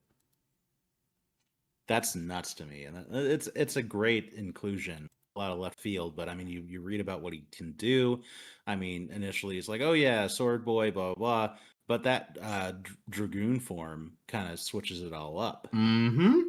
So I like it, and again, yeah, he has a lot of fire. He's got his sword, but This ain't Smash. This is a unique alley to go down this game. Yeah. And And plus, it, yeah, he can fly or yeah, something. yeah, he can Okay, fly. Like when he goes to his there dragoon you go. form, he gets like this extra armor over him, and he gains wings. And there is a dragoon of each of the main dragons on the game, like the fire dragon, the wind dragon, earth dragon, thunder dragon. Like there's a dragon for all of them, and they're your party members. Yeah. Uh, Well, I that's cool. I wasn't gonna reveal him yet, but I guess I'll go ahead and reveal Dart now. It's like, yeah, obviously Dart is on my fucking roster. I also heavily considered adding in Rose as well as a second character, but Hmm. considering Legend Dragoon is as a single game that hasn't been around for a while, and has had no indication of remake. Sadly, I was like, okay, it doesn't feel necessary to add a second character here when I can just add in a new game. But I thought about Right. it. That is fair. I have Rose on my list. No, you don't. Yeah, Rosemary Winters from Resident Evil. What? No. What? No. Yeah, there she is. Resident Evil is huge on everywhere. It's a mascot franchise for Capcom in this day and age. But I think that if you were to heavily associate a particular league of consoles, I think it's kind of most at home with It is. Sony. It is mostly Um, Sony. yeah, yeah, yeah. Yeah. So Rose, I gravitated toward her because she is a mutant. You play as her in the DLC from Village, released a few years. Unlike her dad, Ethan, you see her face canonically, and she can like manipulate things with her like strange kinetic Her mold powers. mold abilities. Yeah. So she's like slowing enemies down with mold, freezing them in place. Telekinesis, uh, and she can regenerate parts of her body, and it's just all so interesting and bizarre. And I know that we're in a new era now for Resident, where you can easily go down the route of having Leon come back. Um, I'm forgetting the name of the new character Grace, who I in think. 9. I think so. You could have Grace or Leon come back, but there's you have Ellie who kind of can use the zombies in her moveset. Like anyone who's from a thing where it's like, oh, they throw the zombie, or whatever. So then when you get that kind of out of the way, someone like Leon, although iconic, they're the gun guy. They have all this military style, and you can make it unique, but why not just go a little further? I mean, Rose is there. I would not be surprised if she gets more screen time in the future. So there she is. I will say that if Resident Evil 9 was going to have Rose as the main protagonist, Rose would be on my list. And I Hmm. do think, like, granted, I can't really say what they're doing with Resident Evil 9 is a mistake because the game's not out yet. But after 7, after 8, after the 8th DLC, my thought process was like, oh, okay, so 9 is absolutely going to finish off the Winter's trilogy. We're going to have Rose as the playable character, right? This is what makes sense. She's going off with Chris. She's keeping her powers. She's going to use him. We're going to play as her. We're going to get to do something other than guns in a Resident Evil game. That could be cool. Oh, it's this other lady. Okay. Yeah. Who knows? Maybe Rose will be Hmm. involved, but don't know. But Yeah. speaking of Resident Evil, the first three games, technically speaking, were exclusive to, for the most part, were exclusive to Sony. I think the original one was also on N64, but like 2 and 3 were PlayStation, and then one got like an updated version on GameCube. I was like, okay, Hmm. I'm looking at Resident Evil, and it's like I don't want to do Chris, maybe Leon, Jill is possible, but in the end, like they're all gun people. They're all guns and like with a knife. But you Yeah. know who's not gun with a knife? Yeah. Albert Nemesis. fucking Wesker. Oh. Albert Wesker. He's on my list. We're primarily, even though I'm talking about like 1, 2, and 3, we're pulling primarily from 5. So he's got his own mutations going on that he can attack with. So he's gonna be like very unique in that instance. Hmm. Yeah, my Resident Evil pick is Wesker easily. It's who we talk about the most for representing Resident Evil, and I think he is the objectively correct choice. Yeah, he's definitely a strong choice, and you know, I veered from him on my roster kind of purposefully because I knew that if I didn't mention him, you and yeah, there's nothing to say against the character. I think he's a great kind of under the radar choice for the series. Yeah. Um, here's a recent game, Stellar Blade, uh, Mmm. de- developed by Shift Up, a South Korean developer, and published by Sony, and relatively development studio. Up until Stellar Blade, they were only really releasing games on Windows or primarily like mobile. So this was like their first big like AAA title, and it worked. It worked out well for them. And you know, the character Eve is the main character of the game. You fight with this gunblade looking thing that and do some crazy combos, kind of Bayonetta esque. And you know, just given the recency of the title and how well it, okay, yeah, why not give Eve the nod? Eve, also the character that generated a lot of controversy when people were just like, why is she just standing in the sexy poses? And people were throwing a goddamn fit. But this was that game. Well, yeah, it is. Yeah, it is. People were like, it doesn't fit And her character. You're just doing this gratuitously. And I think they like changed some things. I don't know what I don't know shit anything else about this game. It's like the one thing I know. well, it was gratuitous, you know, and it's kind of, you know, on the spectrum of the stances that we normally take. But you know, I who cares? You know, to a point, it's like whatever. Here we are. I also have to say at this point, fuck you. Because for the last couple characters, I'm like, okay, I'm gonna introduce my first second franchise character. Nope, he did Hmm. something I need to respond to. Ah, he did something I need to respond to again. You did something I need to respond to again. It's like, god damn it. But you know, you got a robot gal. I've got a robot gal. Very different robot gal. But a very three games that are exclusive to the PlayStation robot gal. We've talked Hmm. about him before. Cosmos of Xenosaga. Oh yeah. Oh yeah. All three games exclusive to Sony.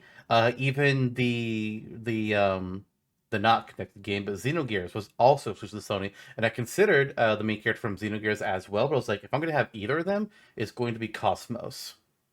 And then he Hmm. didn't feel necessary after that. Yeah. She's not the main playable character, but she is the character of the franchise.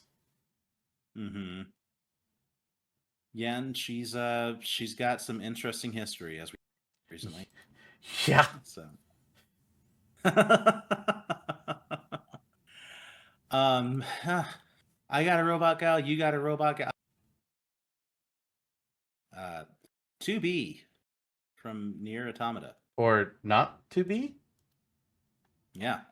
To be or not to be. No, it is literally Oh, okay, okay. here, you know, I think having her pod be a major part of the move set and being able to swap between diff entirely different play styles encourages the character to you know, it stokes the desire and the need for another like robot beat 'em up character to be unique. I think that she fills a very specific niche that only could. And she's a massive uh, face of current gaming. Like even though Automata came out 8 years ago at this point, you have her in Soul Calibur 6, you have her in Final Fantasy 14 and different mobile games. Like she is very prevalent still Yep. and is, you know, being ported onto Switch, being ported onto PS5. Like the first near replicant didn't really make a big splash, but she certainly did. Um, and it's a Square game, which is interesting. Like you wouldn't suspect this of that company, but like here she is, and I think even with Dante and Eve on the roster, she is kind of her thing. So there she is. Yeah. I will say, like, 2B is not on my roster. Uh, I considered her, but there were so many other characters. I was like, I'm gonna go in a different direction. I like her. I think she'd be Hmm. great. Hell, I made a Hmm. Smash Brothers music for her a year or two ago, which took a lot out of me. Oh, but I think you could do good stuff with 2B.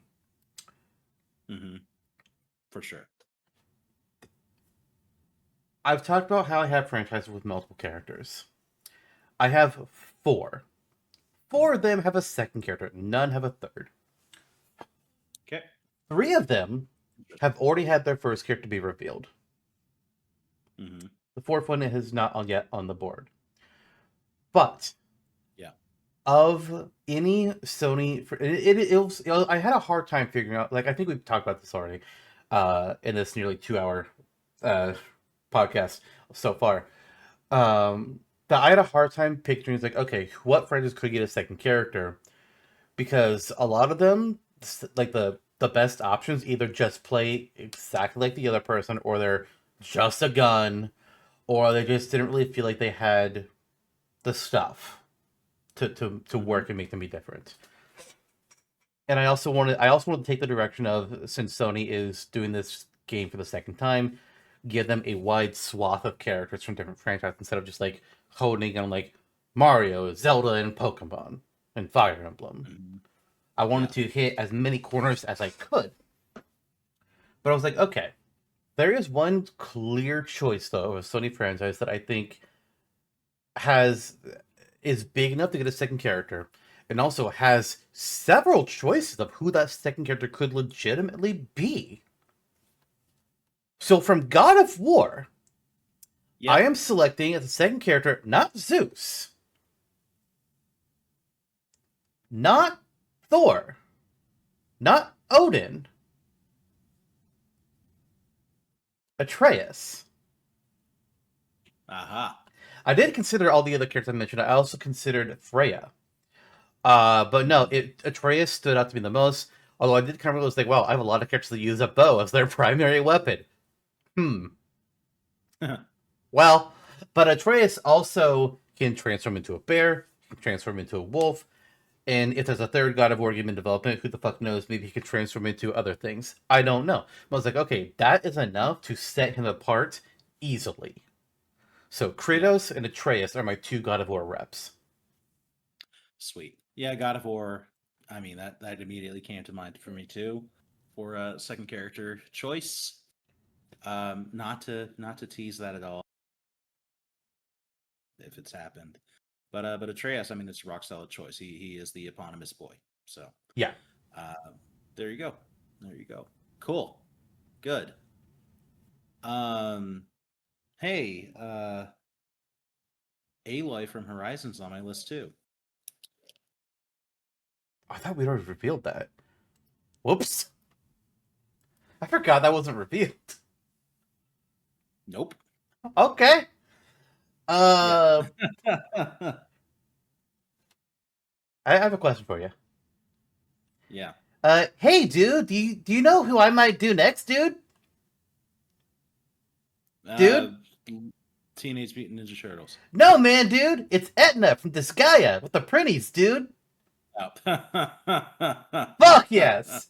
I was like, okay, like I don't know how if Sony would really give this guy much attention, but it's like there's several games in this franchise. Etna is popular. People love the printies. It's a Mhm. tactical. It's more of a tactical strategy game. Like fuck yes, I'm throwing in Etna. I think it'd be funny. Like you could do Laharl, but like Etna, I think Etna is more well known, and she's also one that the printies are connected to. It was like you gotta have the printies Yeah, involved. It's like yeah, yeah, that's Etna, awesome. hell yes. They're hard games too. Yeah, they are. Um, Good lord. Yeah, that's awesome. Great pick. Hey, Cole McGrath is on my list too. Oh wow, Jesus Christ. Wait, good Yeah, Cole or evil Cole? both in the same moveset. Okay, good choice. Good choice. All right. Can you believe Polygon Man like was jealous specifically of Evil Cole? He was like, "Oh, I wish I were you." I mean, listen, man. Polygon Man was only in a magazine, so yeah, I get it. Okay. Uh, this character comes from a game that my brother is currently obsessed over. It's not something I've That's sure. played, but he loves telling me about it, and I was surprised when I learned that Sony didn't make this game, but they actually own the IP. And there's been talks about like a TV show or a movie. It's like, all right, we're throwing in Helldiver. Oh, Helldivers 2 is in the game. nice. Another thing I just did. What? I Yeah, did not owned by expect Sony. that. I didn't realize that Okay. at first. I was like, all right, yeah, you have to be here for sure. Because I wasn't sure if I was going to add them in person. I was like, wait, you're actually owned by Sony? All right, you're in. Mhm. Well, okay then. Seems kind of interesting. Yeah, this would be the kind of thing Twilix is into. Okay, okay, cool. I would add that to my list of things to learn more about. Um, you know, we talked kind of about like the samurai aspect. We have a lot of like cool sci-fi cyborg fighters. We're hitting kind of all of the archetypes here that scratches the mind just right. So how about I toss in a pirate for you? Oh, Yes. With like a pirate anyway. It's Goro Majima, I did the pirate specifically use yakuza the of render Hawaii. from the pirate game for his Yeah. character selection. I was like, all right, I'm not doing normal Majima. We're doing pirate Majima for this one. Exactly. I mean, talking about a recency bias. I mean, Majima's been around,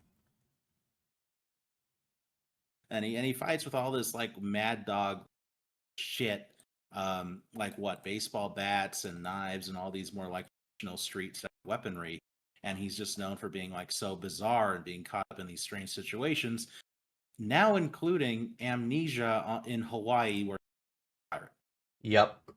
I so like yeah. I started playing the Yakuza games. I've only gotten through Zero and Kiwami one, but I so want to jump the line so fucking bad to play Pyra Majima because like it's gonna take it's because there's 7 8 games total before Mhm. Majima. It's like I've got to do like 5 or 6 games before I get to Pirate. It's like man, come on, I I want to know, I play know. Pirate.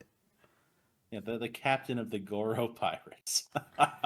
It's like, so Yeah, like yeah. So I don't know. Like again, Yakuza is very much a Sony associated franchise. Gives Sega a nod, uh, with a pretty cool guy. hmm. Yeah. I'll go ahead and mention that Kiryu, the protagonist from most of the Yakuza games, is on my list. He actually was in like that last set of 12 characters. I wasn't sure if I wanted to do it or not. And I was like, all right, I don't want to cut him. We're bringing him in. Kiryu is here. We've got like a pirate. We've got like a dragon. Let's fucking do Mhm. this. Nice. Okay, so they are here. They are here. They are here. We mentioned like Souls like games, Hmm. and Sony has one that they've published kind of in their cabal, Yep, yep. and that is shit, I'm forgetting the name of the game Bloodborne. because yes, Bloodborne. I was getting it confused with Blood Rain and I get Bloodstained confused Blood. with Bloodstained all the time. It's like, nope, that's Yeah, not right. yeah, precisely it. But you know, Bloodborne is cool. I mean, it's like this draconic, like Victorian era, like Dracula esque world, Helsing esque world, and you are the Helsing. You're the hunter fighting these creatures. So that is pretty interesting in itself. With a type of gameplay style that's still popular, has become its own thing over the last decade or so. Why not give it a nod, and why not let it be Sony's own answer to it? So Makes sense. there they are. Yeah. I thought about some Souls games. I was debating, look, 'cause, like, first of all, Dark Souls, Elden Ring, Chosen Undead, like Tarnished, and some of like the actual like majorly named characters. I decided like if I was going to include any of them, it was going to be Chosen Undead. It's like okay, like Tarnished is like the new thing. I was like Dark Souls Mm. is the progenitor. Technically, Demon Souls was, but they didn't end up making it. I didn't Mm-hmm. end up including any Souls content. So instead, we're going to talk about a franchise that I've kind of been dancing around. I haven't been sure when I want to talk about them because they are Mm-hmm. very complicated to talk about for two big reasons. One, Smash got there first, and we were all shocked that Smash got there first. Two, Mm-hmm. Astrobot being this huge celebration of Sony, never saw anything from this franchise until recently because we finally got Final Fantasy content in Astrobot. But the question is like, what do I pick from Final Fantasy? Because it's like, okay, yeah, the biggest Final Fantasy game on Sony or otherwise is 7. Everybody in the world knows this. There's no denying Mm-hmm. this, regardless of if you think 7 is actually as good as people claim or not. There's no denying. But I was trying to figure out, it's like, okay, one, would Sony pick Cloud even though Smash Nintendo got there first? Or would they decide to veer in a different direction? Maybe they would go with Sephiroth instead of Cloud. Even though Smash also got Sephiroth, maybe you twist it a little. I don't know. I'll also be like, okay, is Square going to be on board? Because again, like the whole Astrobot thing, like they were explicitly not on board ever previously, and supposedly, if rumors were true, denied Cloud being in Battle Royale the first time around. Instead, tried to get Lightning in, and then the Sony devs were just like, no, we don't want Lightning, we want Cloud, and then there's no deal was made. I don't know if that's true. That's just what I remember. But this was like ages Mm-hmm. ago. This was 10 years ago. Yeah. But I was like, okay, because I debated a lot of Final Fantasy characters. I had Cloud, Sephiroth, Aerith, Squall, Zidane, Vivi, Tidus, Yuna, Noctis, Clive. All of them. Oh, and Ramza. All of them were on my list of characters to consider in Final Fantasy. It was like, if I don't go with Cloud, what do I do? And then if I do go with Cloud, do I do something else on top of that? It was a huge debate in my mind. But at the end of the day, I was like, okay, I I I have to. I despite the whole Smash thing, it's like I would feel wrong if I did not bring in Cloud Strife. He if Yeah. this was Xbox, I wouldn't have picked Cloud. I don't know if Final Fantasy would be on the Xbox fighting game Mm-hmm. roster. Yeah. But for Sony specifically, it's Cloud. 100%. It's it's hard to deny, and whether Final Fantasy VII holds up today or whatever, you have to address the time it was made. It's like why people still consider Ocarina of Time quite often the best Zelda game, even though we've gotten better mechanics and have moved on. It's because it created the basis for the modern franchise, and it was a maelstrom at the time that it released. So it's the same for Seven. Like few games have the cultural impact that Final Fantasy VII did. It turned around an entire generation. Swapped over famously Final Fantasy from Nintendo to Sony for a long time, Yeah. um, and permanently associated in the modern gaming era has not been reversed yet. Final Fantasy primarily with Sony. Um, Yeah, so I heavily considered Cloud. I considered Sephiroth, Tifa, Zack. There were some options there. I considered Vivi for a long time, Zidane, You had Squall. Vivi You at know that one point. yeah, the characters from this era, and if 9 was confirmed to actually be being remade and had been announced properly and not just been in supposed leak, then Vivi would have remained. But instead, I couldn't quite turn that trick. I figured you might. So Cloud is here on your list. 16 is where I decided to go for Final Fantasy. um, but not with Clive, because Clive, he's getting his own time in the sun with Tekken and some other crossovers. Figured let's go with another popular character in the game, be a little odd and controversial. I went with Sid from Final Fantasy 16. I will say, as somebody who is playing through 16 and is would have been able to beat the final boss if my capture card device hadn't decided to poop out on me, and I will hopefully be able to finish it up today. I was thinking about it. I was like, I think some people would say Jill, but I think if you're not going to go with Clive, Sid is the choice. He has so Mm-hmm. much more presence in the game. Like even he just he feels like a force of a character, and him with his Mm-hmm. Ramu lightning powers is very interesting to me. Yeah, yeah, precisely it. And I mean, he's still an engineer, as Sids are wont to do. And you hit the nail on the head with lightning magic and the Rama icon. There's a lot to do. And he still uses crystal shards for like random shit too, if I recall. So yeah, I'm glad you're on board with the choice. I know it's slightly out there compared to where we could have gone, but it still felt like doable and not weird. Hmm. Yeah. I'm gonna go next with a franchise that is not one that I have played or really care about, but it is big, it Hmm. is popular, it is on Sony, and Sony owns. They did not originally own it, but they own it now. From Destiny, the Guardian, but specifically the Warlock class.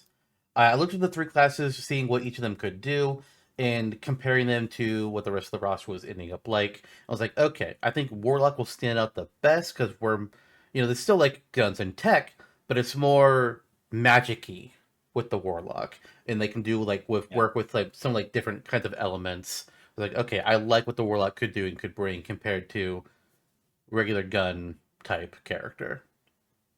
So Yeah. yeah, Interesting. Very cool. Was who developed? Oh, Bungie developed Bungie, Destiny. I yeah, didn't know and that. Sony Okay. bought Bungie. And which like when Oh, when Bungie left Activision, they got to keep Destiny, and then Sony bought Bungie from there. interesting. Okay. Yeah, that's cool. That's cool. Um, I have Dragon Quest on my list too. Now that I surprised do. me. Oh, yeah. And Smash has the hero. We have the hero from 8 and from 11 and 3 and 4 represented very well. Very translated very well into Smash. So yeah, a lot of Dragon Quest games came out on PlayStation. 8 was a big one for them. But I 7 just decided to go with actually. the progeniting 7, right? I just decided to go with the progeniting villain and just do Dragon Lord. And I was like, I was Process surprised Dragon when I Lord, saw yeah. this because like Dragon Hmm. Quest One didn't come to PlayStation until the PS4, and even then it was a Yep. Japanese only release. We are getting the HGTV remake later this year, but I Hmm. was just like, wow, that shocked me. It's like I did not even consider like I considered several Square properties. I did not consider Dragon Quest. Yeah, and it was dedication to doing a villain that ultimately brought me to them. Like, briefly considered like Sylvando or whatever the other guy with blue spiky hair from 11 or Eric. things like that. Yeah, Eric. Good old Eric. Who could forget that name? Um like there's like Orgodamir and whoever the villain's name that I'm blanking from 11, but or Mordegon, but who looks like just so bad. But not none quite hit the iconicity Dragon Lord does. Magic with transforming into a dragon. Bam, simple. I mean, easily realizable. So yeah, and I think there's a lot of crossover with the character, like into he's still prevalent in Enix's like promotion of the series. Like if they're if they're putting a villain on like a T-shirt, it's probably Dragon. Yeah. Yeah. For my next character, before we had made our rosters, I we were discussing about like expectations and things, and something you had mentioned was Konami, because Mm-hmm. with the way Konami has been in recent years, and with Sony getting all nice and snuggly with Kojima, is question was just like, okay, Castlevania, Metal Gear. What Mm-hmm. do we even think about these franchises? I've already confirmed I don't have Castlevania, but I thought of that Alucard. You have already confirmed you don't have Castlevania, but you do have Miriam. But then there's Metal Gear, which was like the big thing, and it's Kojima's baby. I was like, Mm-hmm. do we leave it out? Because it was a huge PlayStation thing. I was surprised it got in Smash. I was like, what the fuck? Like, to me, it's more of a PlayStation aligned franchise than fucking Nintendo. Mm-hmm.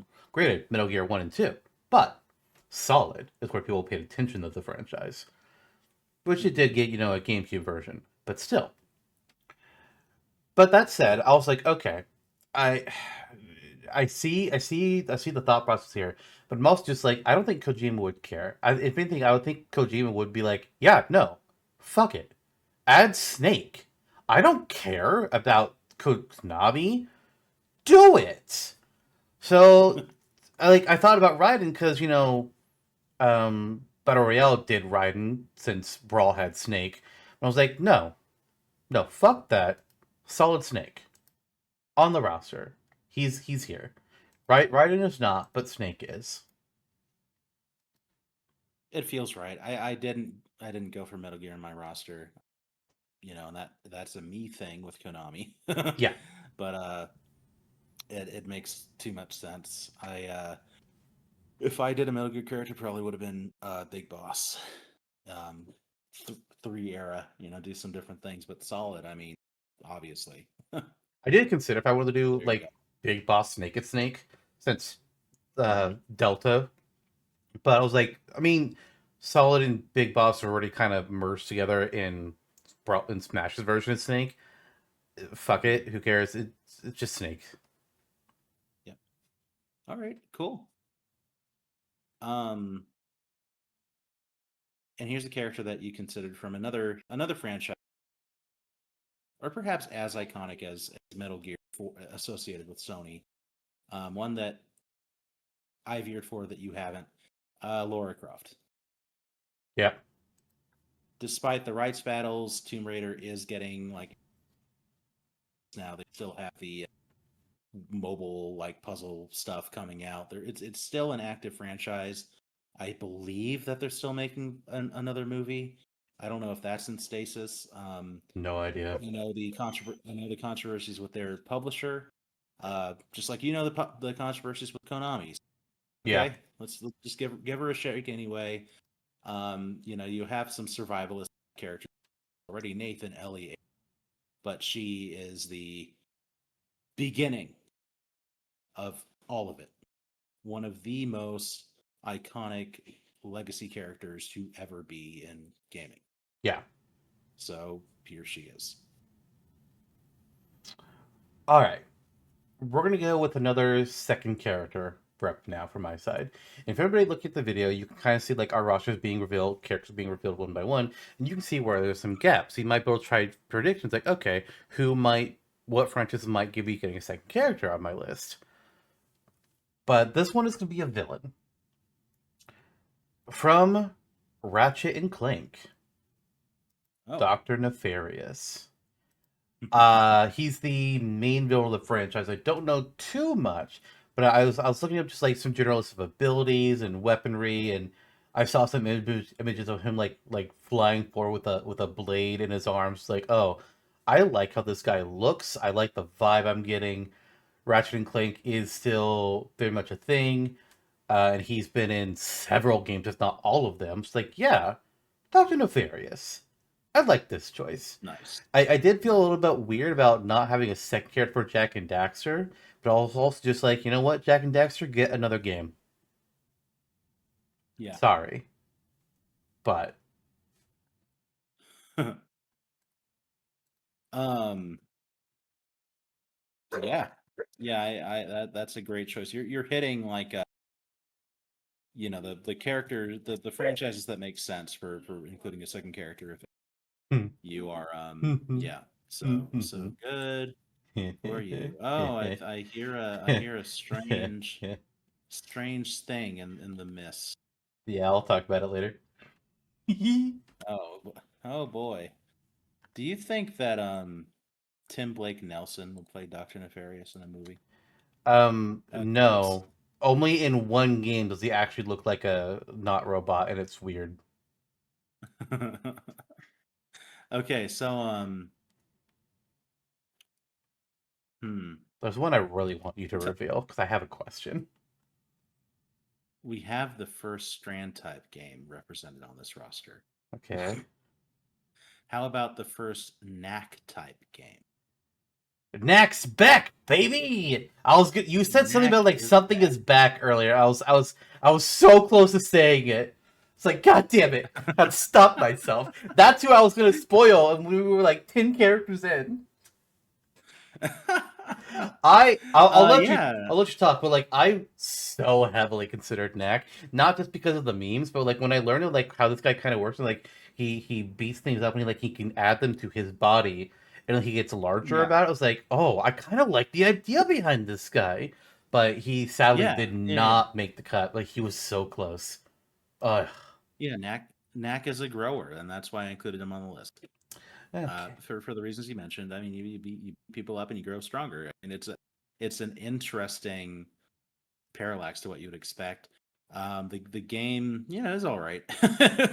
It was all right. It's kind of like if maybe it became a thing for Nintendo. It's gonna go beat shit up for a while. The memes are what they are, and pretty entertaining to me. I'm like, okay, but yeah, I mean, even though Knack never got another, did it get a second game? Yeah, there's an act I'm 2, confused. and people were Okay, even though surprised it, that they got an act 2. yeah, even though it didn't survive past the second game, then and isn't of the modern, like for the time, it was very. He was like he was the icon of Sony for a period. And it's Hmm. like, okay, let's give him that nod here. It feels like it makes sense, and the character is in his traits. So I've realized that I lied to you. I do have a Souls-esque character, Oh, but it's not Snack. from Elden Ring. It's not from Dark Souls. It's not It's from Dark. from Nio. Oh, William. yeah. William, the main character of the Nio games, or at least the first game. I think it might just be the first game. I wasn't too sure about it at first. I was like, okay, it's purely Sony. Well, not purely. It's purely Mhm, PlayStation. Very popular, and I think the second game got Game of the Year or something to that effect, where it was nominated. mhm.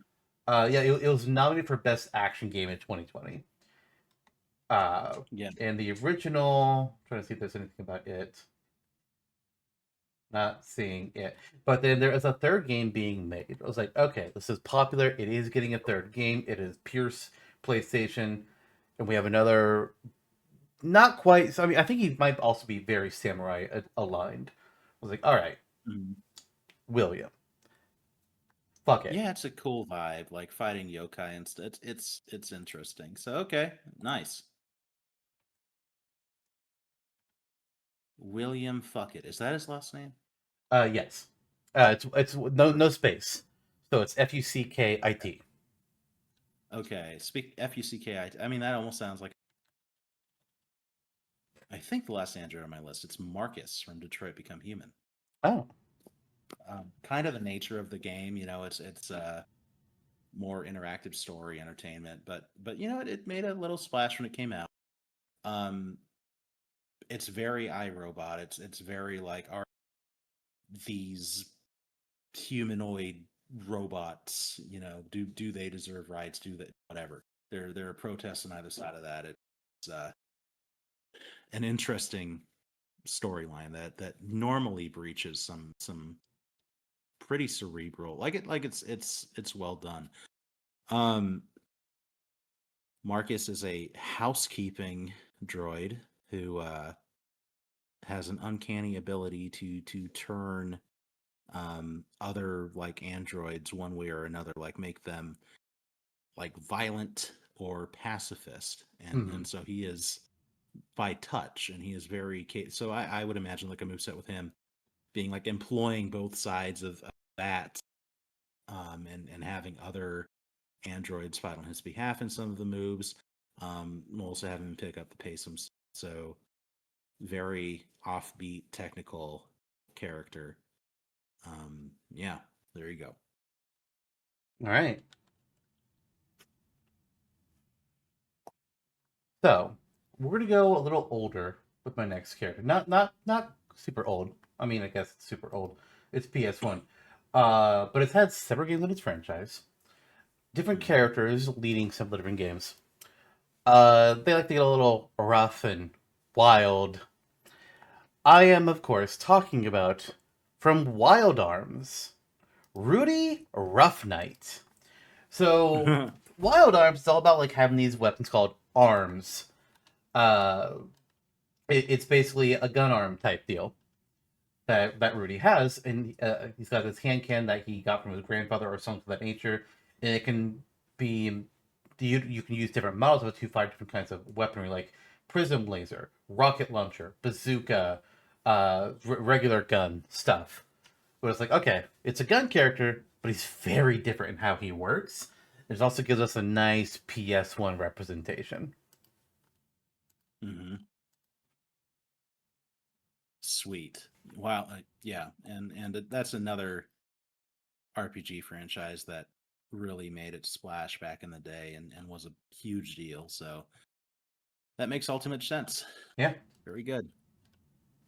I think it's about time I give you a character from the PS1 era, who is my final returning veteran of the Oh, original Battle Royale. I didn't realize Yes. we hadn't gone through them all. Yeah, it's my last one. It's Toro Hinoue, the Oh my cat, god. the God, what? PlayStation cat from Doko Demo Isio. Yeah, he's just here. I mean, he's still the mascot of Sony in Japan. And if you think about Polygon Man mascot, and that's why he's doing this, then Toro being in actually does make a lot of sense because the persistent mascot, the evergreen one. Is Toro So still the mascot in Japan? I believe so, and being yeah, just this kawaii thing, it's so offbeat and bizarre. I mean, is he kind of like the Game and Watch of Battle Royale? Um, Apparently his rival in Battle Royale was Heihachi. Yeah, it was Heihachi. I was like, what the fuck? and I also was confused because like I thought the second cat was also a playable character. Like, no, they're just part of Toro's moveset. Like, okay, I hate it a yeah. little bit less. Hmm. Hmm. Yeah. So yeah, I did briefly consider having Kodo be a character. I'll do that. Yeah. I mean, the Sony cat. Hello again. Nope, I refuse. Not doing it. Oh, if you think you refuse that, I refuse that. I mean, I we already got refuse. through Loco Roco actually, so okay. Yeah. All right, I'm bringing it back. Actually, you know what? I'm gonna go with another older game. In this game, don't want to go with you yet. We'll save you for one more round. We're going with something more modern, something kind of future, kind of cybernetic, kind of punk maybe. From Cyberpunk 2077, V. Nice.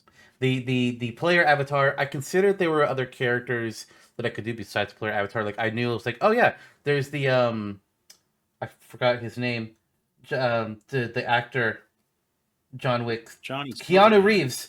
Yeah, like I was like, oh yeah, there's the Keanu Reeves character, Johnny. What is he? And I look him up and I asked my brother about it because my brother has played the game, and he's like, oh yeah, Johnny is dead before the game starts. It's like, oh what? Well, okay, fine. I guess I'm not picking him. And I was like, okay, is there like a big central antagonist I can use? No, not really. I was like, well, fuck. Okay, fine. It's V. V is my choice. Hmm. Yeah, Silverhand reminds. Oh, he reminds me of something that we watched. Um. Was it The Matrix? Okay. No, in a way. Uh. Yeah. Sweet. Okay. V is here. That makes me think of something else too. That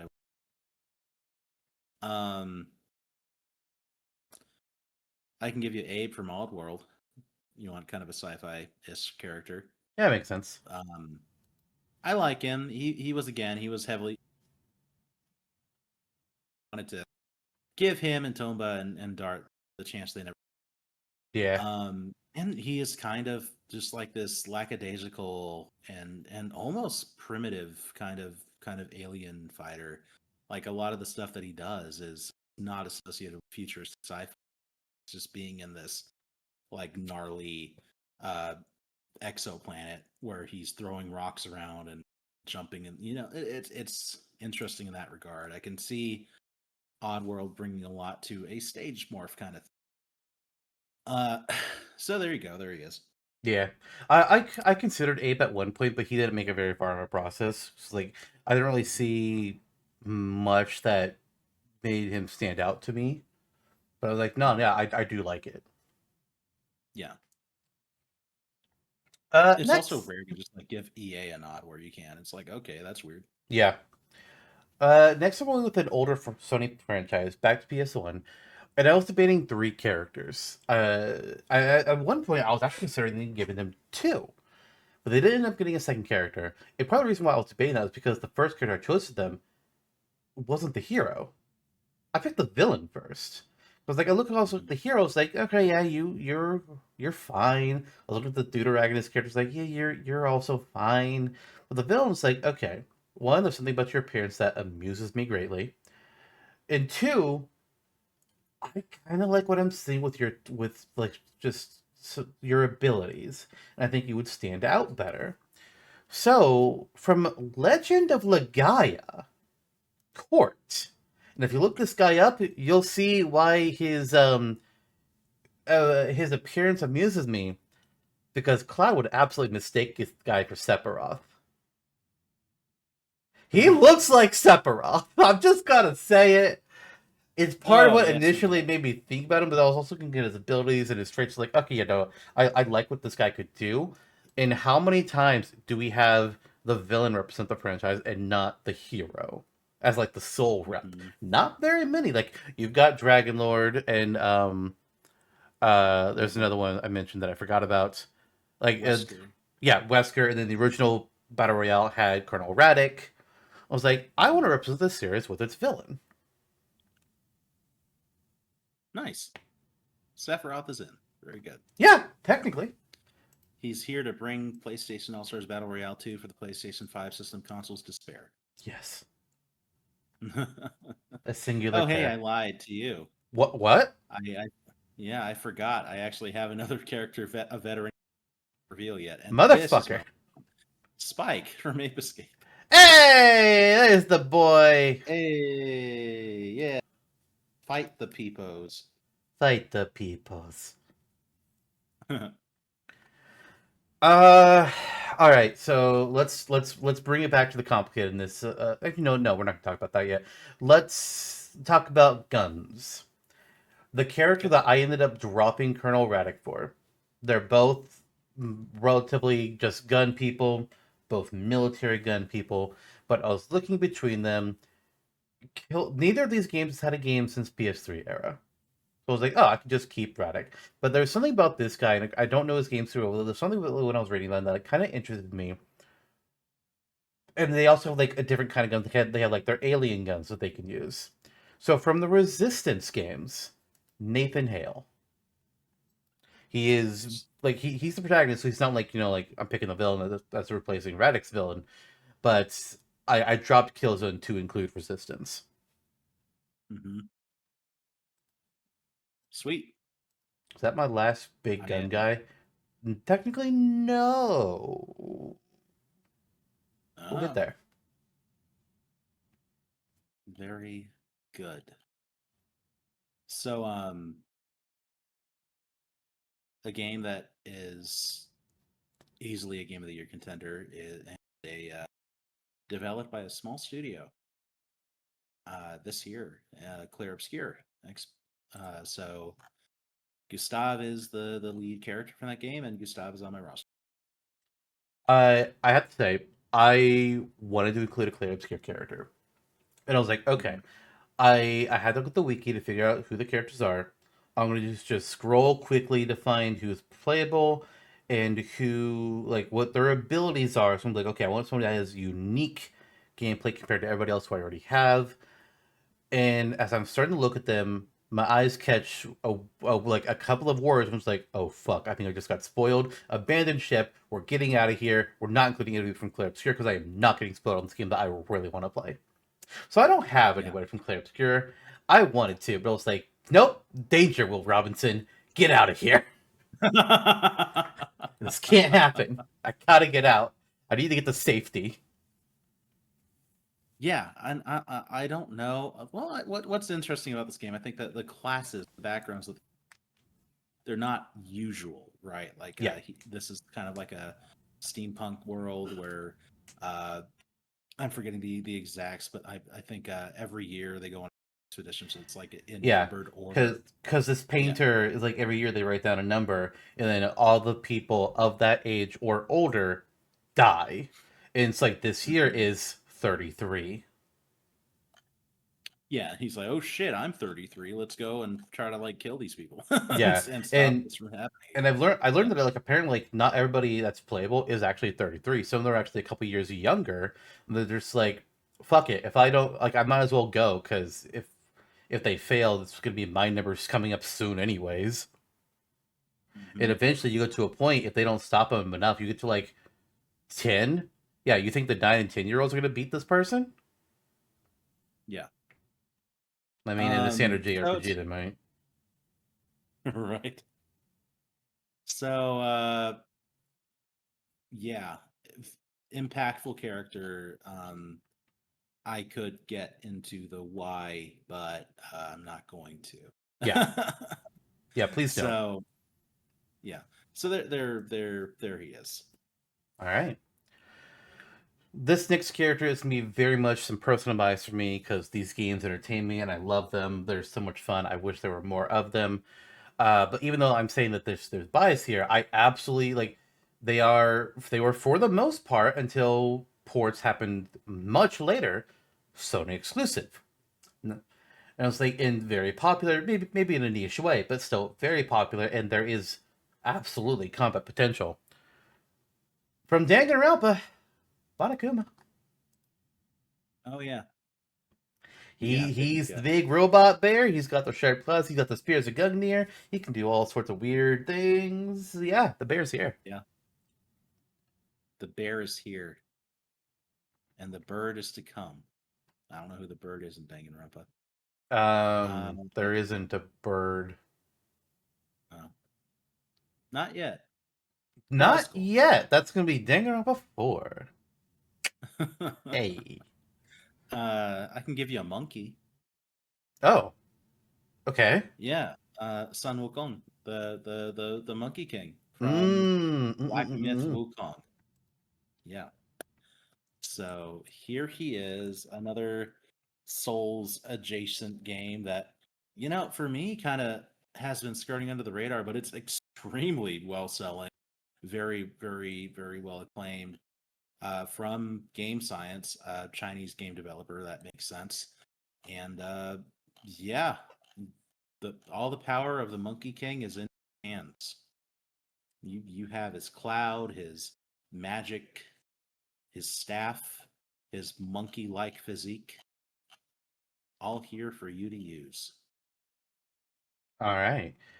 So Black Myth Wukong was definitely in my consideration as well.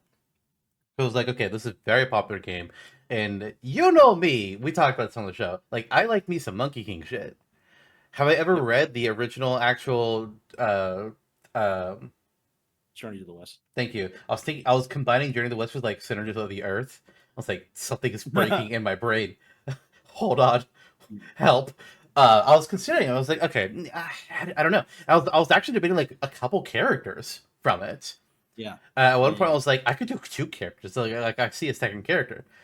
But I did end up not doing Sun Wukong. I did the Destined one because you don't actually play as Sun Wukong. Mhm. In chapter one, you like the prologue, you play as Sun Wukong, but after that, you're not that. That's not Sun Wukong in the rest of the game. Mhm. That's like It's like an Amaterasu Shiranui type situation. Yeah, So I just have him listed as the Destined one because that's what they call him in the game. the destined one, an anthropomorphic monkey from Mount Hua Guo. Yeah, He is and one of many young warriors. I Interesting. considered Lang as like the second character, who is who you fight in the Mhm. prologue and also still becomes important through the rest of the game. But I didn't have the slots, Yeah. and the other three franchises just felt more important for me to pick a second character for. Hmm. Let's see. There's a few different ways we can go. How about, yeah, let's do that. So my was an early reveal, King of Fighters, Fatal I knew Fury. it. I predicted it before you even settled on him. I was just scrolling through the list. It's like I think it's gonna be this character Were you? next. Yeah, Were you? So yeah, it's Chun Li from Street Fighter. You know, we have Ryu and Ken in Smash. She's the other big one, and recent characters haven't made as much of a splash as they could have. Like, it wasn't going to be Luca Rashid for this for me if I were going to do Street Fighter. Could have maybe been like Jury or something, but no, no. Let's go with the classic one, who is still a major character, Chun Li. yeah. I don't have Street Fighter. Street Fighter to me is more Nintendo aligned. And the Hmm. Sony games were more like Street Fighter 3 and Street Fighter Alpha series. Not because like, Sure. so I didn't really go anywhere with him. I probably would have just done Ryu or Alex, if or maybe if he done Bison, but none of them made it for me. Mm-hmm. I do think it's time though to go with my third franchise as a second character, and I once again have a villain, and this one is bias. This is bias. Um, I just think it'd be fun, and they definitely have unique aspects to them. And you know what? We've got one monkey. Why not second monkey? Because I have Spectre from Ape Escape. Spectre is the main villain. He is a super intelligent monkey that sends all the other people monkeys into the past to cause havoc. So I'm saying this guy, like, he also has like telekinetic powers. He can send off energy blasts. But I'm saying, like, for the most part, he would summon in other people monkeys to do attacks for him, like run around, do a thing. I Hmm. loved it. Like, he was again. This was like in my last batch of 12 characters I was debating. So like, I don't know. Can I really add a second Ape Escape character? I was like, it's my roster. Fuck it. I see it. Let's do it. Spectre. Fuck yes. God, that character model barely even looks like a monkey. I mean, yeah, he does kind of look human. Does he hide his tail or something? Is that I like a don't. thing? Well, it's not I Dragon guess. Ball. Interesting. Well, that's fun. That's great. I like that. Um, what if the Pikmin were playable alone? That'd be weird. Yeah. So Patapon's on my list. Okay. The Patapon, like as a the tribe of the Patapon, the rhythm-based warriors from the eponymous Patapon, fighting with bows and arrows and sticks and swords and staves and umbrellas and various other items. You guide them through in a lemmings-like way in side-scrolling worlds, and they were a hit on the PSP and Vita, like Locoroco was. So it's like, whatever, let's toss those in too. All right. Why not? And Also, I did the research. Spectre yeah. doesn't have a tail because chimpanzees don't have tails. Oh, he's a chimp. None of the people monkeys in Ape Escape have tails. Yeah, they're apes. Ape Escape. Yes. So they're not monkeys. Like Okay, interesting. they don't have tails. None of them do. Nice. Well, yeah, tip of the hat to Japan Studio. There you go. Thanks, guys. Yeah. All right, let's get complex again. I was going to talk about them earlier, but look, we're going to do it now. I said what my thoughts were about Cloud in Final Fantasy, and like I don't know. Smash got there first. It also was a big surprise to us all. But I think Sony still has to go for it. And on a similar note, we have to have Sora from Kingdom Hearts. Uh-huh. I also thought about Riku as a second character, or even as a replacement over Sora. I was like, no, that is wrong. We're having Kingdom Hearts. We are having Sora. I agree with that statement. There's nothing else to say. Yeah, it's important for sure. I mean, God, you can't deny that. It really goes to show too, like just how much ground Sony lost in reality by not following up in Battle Royale sooner. Yeah. Yeah. Okay, I'll give you one. You mentioned passion. This counts as one for me. It's Jeanne d'Arc. Okay. The character that Yeah. I had a So hard time finding a decent picture for. yeah, precisely. So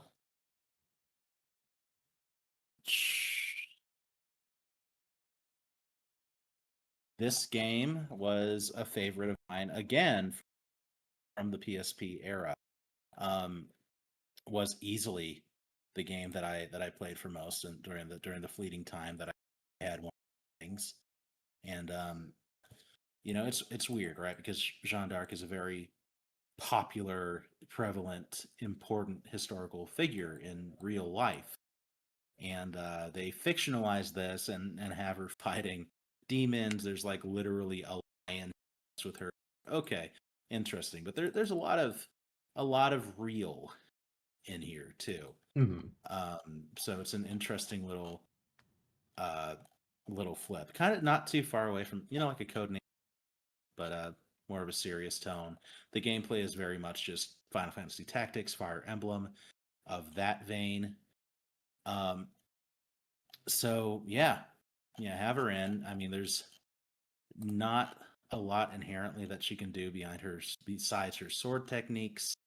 But she does. There's like a burning aura like skill set, like kind of like a little mag, where you reach like a limit break kind of thing. And there's different like anima magic. So she has all of her team members that could theoretically be a part of the moveset. So why not? Why not? Why not? Here she is. Yeah. All right. We're going to another really old. No, we'll save you.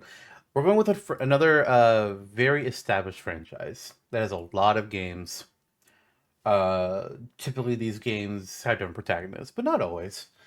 But it's very to me, it's very PlayStation.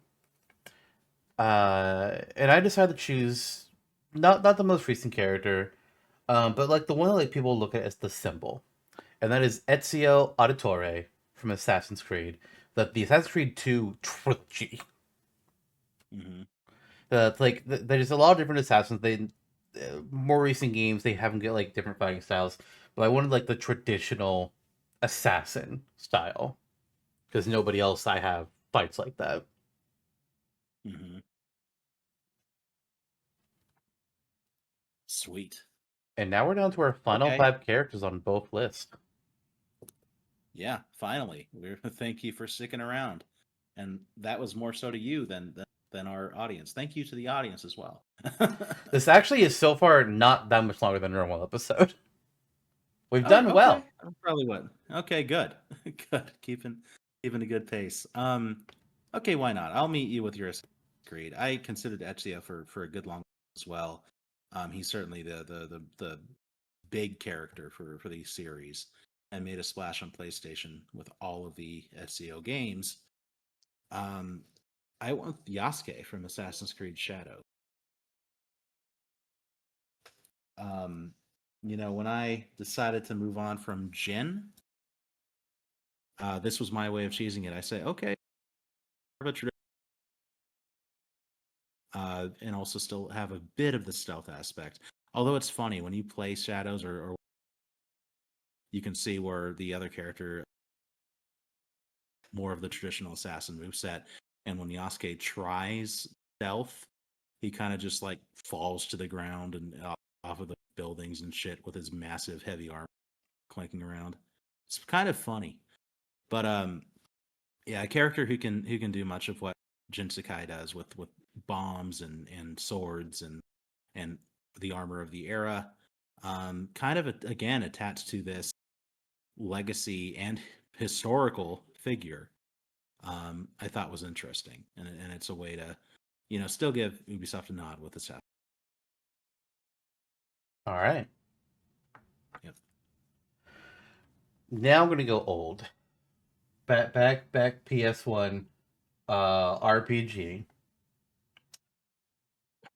Alundra. From the Alundra game.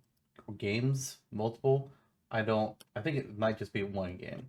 But it's described as being like Zelda-esque with platforming, action adventure, big puzzle focus. And Alundra himself, he can wield a variety of weapons, So it's not just swords, but he's got like dagger, bow, flails. That's interesting. Oh, okay. Uh, and he also has the ability to like enter dreams. I don't know if that's something that can actually be used like moveset potential wise, but it's like, okay, that's kind of It's like interesting. Mario. Uh, no. Well, yes, but no. I don't really know much about it, but then I felt vindicated. I was like, okay, he's got a bot and Astrobot. Because at one point I was like, should I have both him and Ark? Is this too? Mhm. Are they treading on each other's toes too much? It's like, well, okay, they both have bots and Astrobot. I don't care. Fuck it, they're both Yeah. in. Sweet. Okay. I hadn't even heard of this game before, to be honest. It's like, oh, okay, interesting. I hadn't heard of This Jean seems like d'Arc a really before. cool. Yeah. Well, there you go. We've been educated. Yeah. Um. Okay. Final four. It's like the strategy of who to reel next is getting real. But I'll give you my last kind of like offbeat cutesy. Iota Finally! and Zoe. I've been wondering Finally, huh? about these two. Never heard of them, but I'm just like, okay, Happy. this is your ice climbers, right? That's the concept here? Yeah, it's Okay. our ice climbers, and they're from the game Tearaway, and this was a really cute, stylized game where everything papercraft, paper mache, um, on PS4, and I really thought they might, but yeah, you are playing as both of the one of these characters in Battle Royale 2. I envision them together, and you're fighting like these things called scraps, who are villainous papercraft things. And you kind of help these characters along. It's like a situation. You, the player, are like using the touchpad on the S4 controller to guide them through the world. So,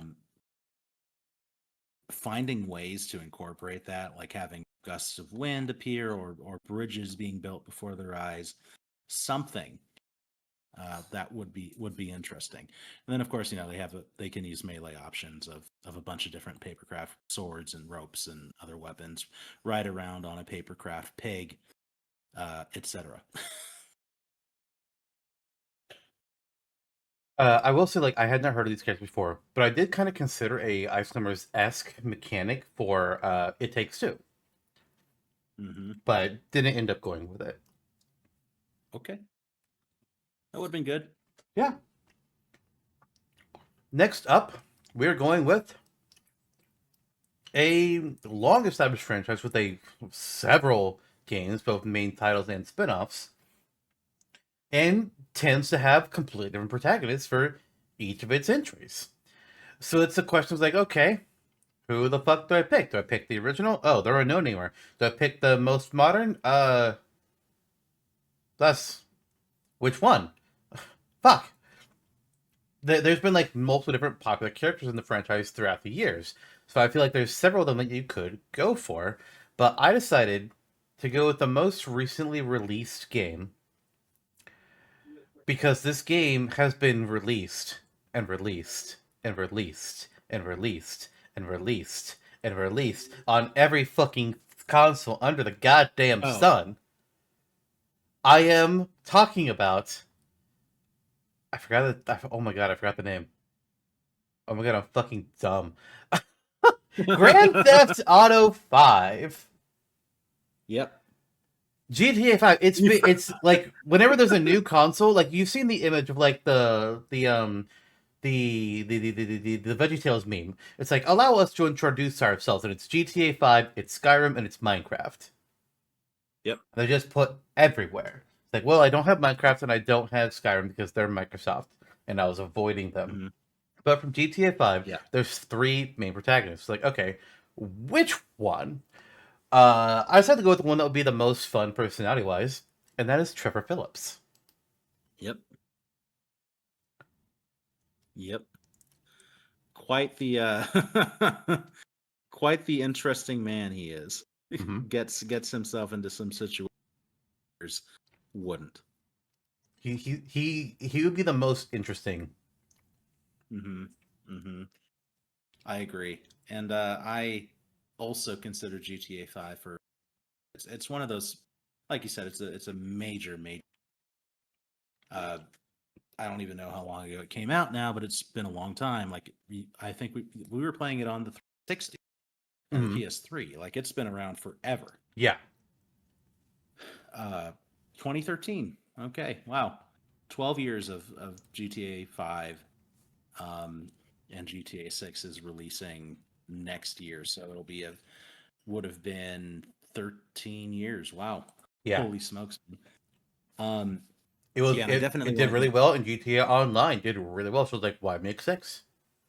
Yeah, and GTA Online is still very extremely active, Mm-hmm. super. Like I see like gaming meme reels with that shit all the time. Still, like people are still on always. It's like adult Fortnite. I mean, Yeah, in a way. I committed the cardinal sin that I don't think you would pursue, which was giving GTA 6 the nod and having vision again, like further than Ghost of Yote, where you can be like, okay, well, it's coming out. GTA 6 is coming out almost a year, 6 months plus still from the publication of this episode. But I'm like, it's extreme, massively hyped. Everyone's seen the memes like, oh, we got Garfield and Nickelodeon All Stars Brawl before GTA 6, stuff like that. Um, so it's massively anticipated. we're I'm getting like, okay, Garfield let's Kart let's 2 before GTA 6. Yeah, we did. we did. They got Chris Pratt as Garfield, Mario, Star Lord, and I'm blanking on who else for GTA. Andy, Yeah, Andy. Yeah, right. the guy from Um, Jurassic World. hmm Was that his name in Jurassic World? No. No, that was his Parks and Rec character. Yeah, that's what I was. I knew that. That's why I was confused. It was like, oh, yeah, he's everywhere. Um, yeah, so I'm giving us Lucia from Grand Theft Auto 6. Just we don't know much about the character at this point, but again, it appeals that she is, I think, the first female playable character in GTA proper. That Like, sounds right. okay, yeah. So it's like, okay, you get the basic idea.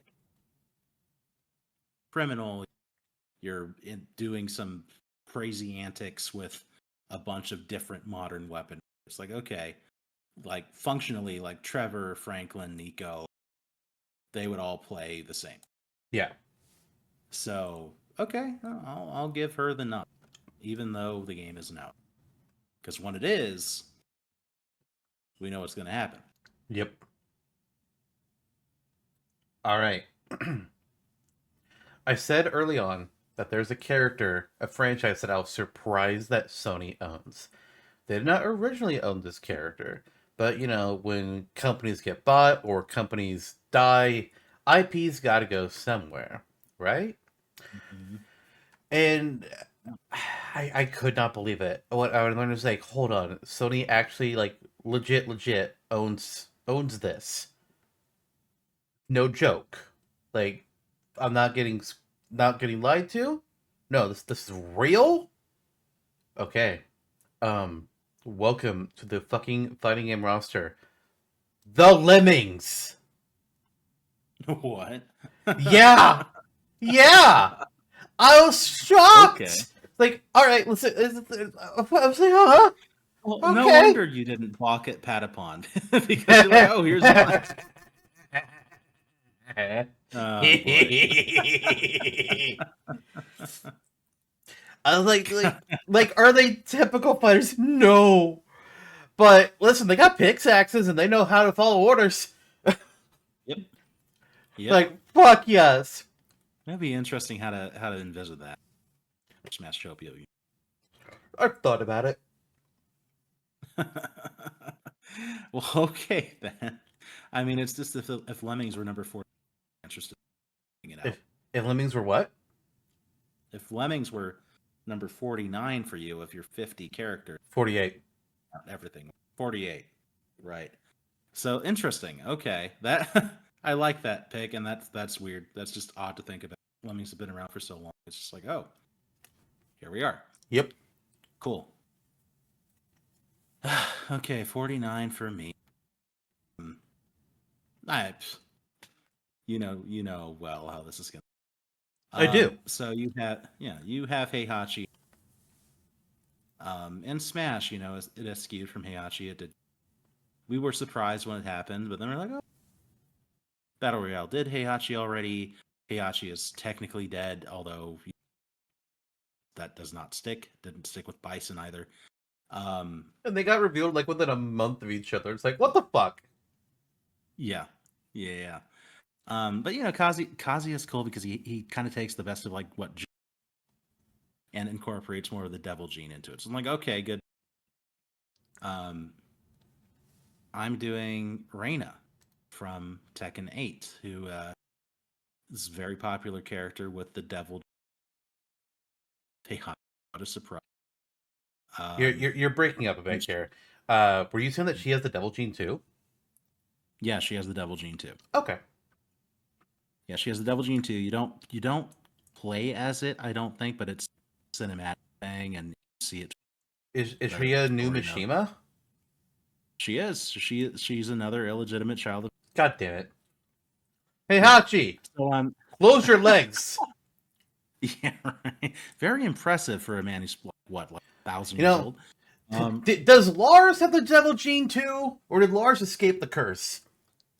I don't think Lars has it. I could be wrong. Actually, wait. Isn't the devil gene from his wife? The devil gene's not from Heihachi. It's from his wife. Wait a minute. Yeah, and it is implied that Reina's mother is not the same as Kazuya's mother. What the fuck? Yeah. So it's very. I'm throwing the whole family into a volcano. Toss them all in. That'll stick for a few years until the next game. Yeah, right. But yeah, she has some of the Mishima martial arts that Kazuya and Heihachi. And she also has her own unique devil gene form and some lighter devil gene attacks in her moveset. It's like, okay, it's kind of the new carrier of the standard play style, with a few new tricks up her sleeve, and she's very popular. I've been reading up that she's the most popular Tekken 8 character in overall like online gaming, seeing the percentage of who plays who. It's like her and a couple others that are towards the top of the. So that's the why. It's like, okay, if she is making an impact, then this makes sense to me to include her. Yeah. If we were doing like combining our moveset or rosters together, having like narrowed down to just 50 out of our total, originally I would have been like, this rando? No, Heihachi. Now that you've like talked about her, I was like, okay, you know what? I would support dropping Heihachi for Reina. We're not doing that on this episode because it'll just be too long. Mm-hmm. But if we're to do that, like I would do it. In the follow-up special episode. Don't tease people. Don't tease me, because you know I'd be into it. Well, I'm also into it because I can give you like, I would drop Sun Wukong for the Destined one. And I would drop Sam Porter for Sam Porter. Me too. God. But we are on to our last few here. Yep. So, I said I have 4 franchises that have a second character. I've revealed 3 of them. Looking at my board, and what I've already said about each of these franchises and where blank spaces are, there's only one possibility of who could have my second character, and that is Final Fantasy. I had decided, it's like, okay, if I'm going to have Cloud, I'm going to have another Final Fantasy character. It's not going to be Sephiroth. And I was cutting through my list. I was like, okay, I'm going to not do Squall because 8 wasn't as popular. I'm going to drop Zidane, but I'll keep Vivi in contention. We're not doing Aerith either. We're going to drop Noctis because 15 is no longer the new thing. But I think I'm going to go ahead and drop Clive because he's in Tekken. And that left me with Vivi and Yuna. Mm-hmm. Vivi, very pop. Neither one are the player character. Vivi, very popular black mage. Most popular character from 9. One of the most popular Final Fantasy characters. And the heavy rumors of the FF9 remake. Although there's also been rumors lately that it might be in trouble. We really don't know what's going on. We're all just hoping for the best. Yuna is the summoner slash white mage of the game, and she is really who the story is about. And then in the sequel, 10-2, she becomes all about guns! Just dual pistols, but still guns. So I was debating between these two. Yeah. And I decided that in the end, I'm going to have one of them alongside Cloud. I'm going to go with Yuna. Because Yuna is who the game is about. And I also get to go with big magic, big summoning. And that really interested me. Mm-hmm. So Cloud Nice. and Yuna are my I Final Fantasy reps. Yeah, and you can't go wrong with that. I like the pick. Very not out of left field either. Like she is very prevalent in the minds of Final Fantasy fans. Mm-hmm. Made a splash on the PS2. Okay, cool. Weren't there wasn't I haven't played 10-2. Wasn't that the one with like the dress spheres or Yeah, whatever yeah, the the Dress Spheres, which is the best job that they've done with the job class system in Final Fantasy. Like, it has started in 3, where you can switch between different jobs. Then 5 did a major improvement over it. Tactics and their series of games did a great job with job classing as well. And then 13 kind of Mhm. did. Oh wait, 13 is after 10. But then like it wasn't done again until 10 or 10-2, and it's like they did it in a really cool way. You can swap mid battle, uh, on like a grid based system, and if you go to like certain, like if you're using certain grids, you can get bonuses if you go on a certain path. It was really cool, honestly. Like 10-2 has its Sweet. flaws. The battle Hmm. system is not it. The battle system is fan fucking tastic. Both 10 and 10-2 knock it out of the park. Well, I'm gonna have to fucking play it sometime soon. Good lord. It's good. Um, 100%ing it is no, I pain. bet. Oh yeah, that's not gonna happen. But the playing of it. Okay, so my final character. Yeah. It's when we discussed this coming out, right? There was an intent, maybe if we wanted to include a character from who originated outside of a video game. Um, in a way, I broke that convention with Shadow. In a way, but to really break the seal, take it a step further. This character is by far known for their games. The book series they come from are also very well regarded. They're older from another era, and people who play the games often discover the books later, like I did. The TV show has good and bad has good and bad moments, particularly with some of the controversy of the final season. Um, this character had two swords. This is one of steel and one of silver, one for man and one for... It is the Witcher, Geralt of Rivia. There he is. In all of his glory, the white wolf that is not from Marvel, but from Andrei Sapkowski. And this is a character I did past. I love the Witcher franchise. Um, he's been in Soul Calibur already, and In a game like this, like a side-scrolling platform fighter, I think there's a little more you can do with like getting into complications of the moveset, like using his potion, his different swords, and his different signs. Um, they're all there at your disposal to use, so it could be a very involved, interesting, magic-y character. I am content with him being included. Him, ta-da! I, I before I even brought up to the idea of bringing in a non-video game originating character, I had Geralt as a possibility. I was like, okay, I'm kind of because like I think there are a few non-video game original characters that I think could they blur the line. Hmm. Technically, Agumon is kinda in that range. We've talked about that. Geralt is in that range. Spider-Man is not in that range. Spider-Man is very clearly, despite like he has big for Sony recently, is very clearly not a video game character. Hmm. But I was debating Witcher and I was debating another property, and I decided to go with a different property. With Witcher, I was actually considering could it be three different characters? Like, could it be Geralt, or could it be Yennefer, or could it be Ciri? Since Witcher Yeah. 4 is going to have Ciri as the main character. I don't know what this means for Geralt in the third game. I don't know what this means he dies or if he just retires peacefully. I've only watched the first two games. I have not yet watched the third one. But it kind of makes Hmm. me wonder what the fuck happens with Geralt in 3. And I have a bad feeling he might be dead. I don't know. But I decided to go with a different I think so. franchise. Yeah. I was debating Geralt, and if I hadn't thought of this other franchise, I would have done Geralt as well. But I was like, Geralt to me, like I don't know console. I think he's been multi-plat each time, if I recall correctly. I'm not entirely sure. Mhm. Um, Yes.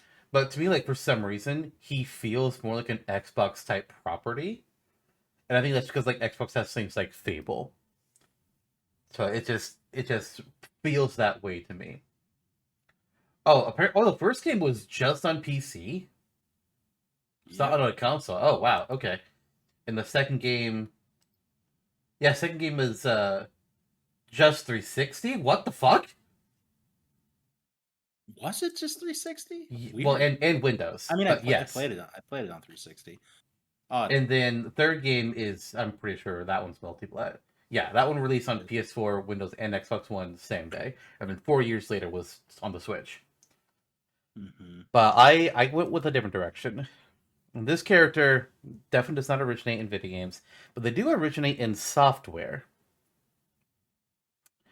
And then is very popular, has video games that are like very like if not just Sony, very very PlayStation. And this is a character that I think for some people will either make or break my entire roster. But I said, you know what? Let's go for it. Let's be spicy. Let us include the ever popular Hatsune Miku. What the fuck? That's right. That's right. I fucking did it. I added the Vocaloid. I thought I was like, listen. Their games are PlayStation, and they're extremely popular. And Sony themselves aren't a video game company; they're mass media. I see no Hmm. reason why Sony wouldn't go over to. Let's look at the company's name, Krypton Future. It's funny. Yamaha owns Vocaloid, the program that Hatsune Miku comes from, but Miku herself, her IP specifically, is owned by Krypton Future, a completely different company. Weird. So I was like, okay, I see no reason why Sony wouldn't do this. Like this fits to me. Yeah. Yeah. Hatsune Miku. And honestly, Sony being a mass media company, I think that we played conservatively with these movesets. I think we both strong moveset rosters rather, and they're both there's a lot of equal footing here. One where our rosters are eclipsing one or the other. We just went in different directions. Um, yeah, so I could see in Sony's reality, like if this were to occur, Miku is an easy in. They could easily get someone like Geralt if they wanted to. They might do shit like Agumon, or I think Spider-Man would be fair play, and we might actually like have Insomniac Spider-Man in the fucking game. So Miku, I could see happen, like easily. Coming from you, it was a surprise, but thinking about it, yeah, that's doable. That would be fun.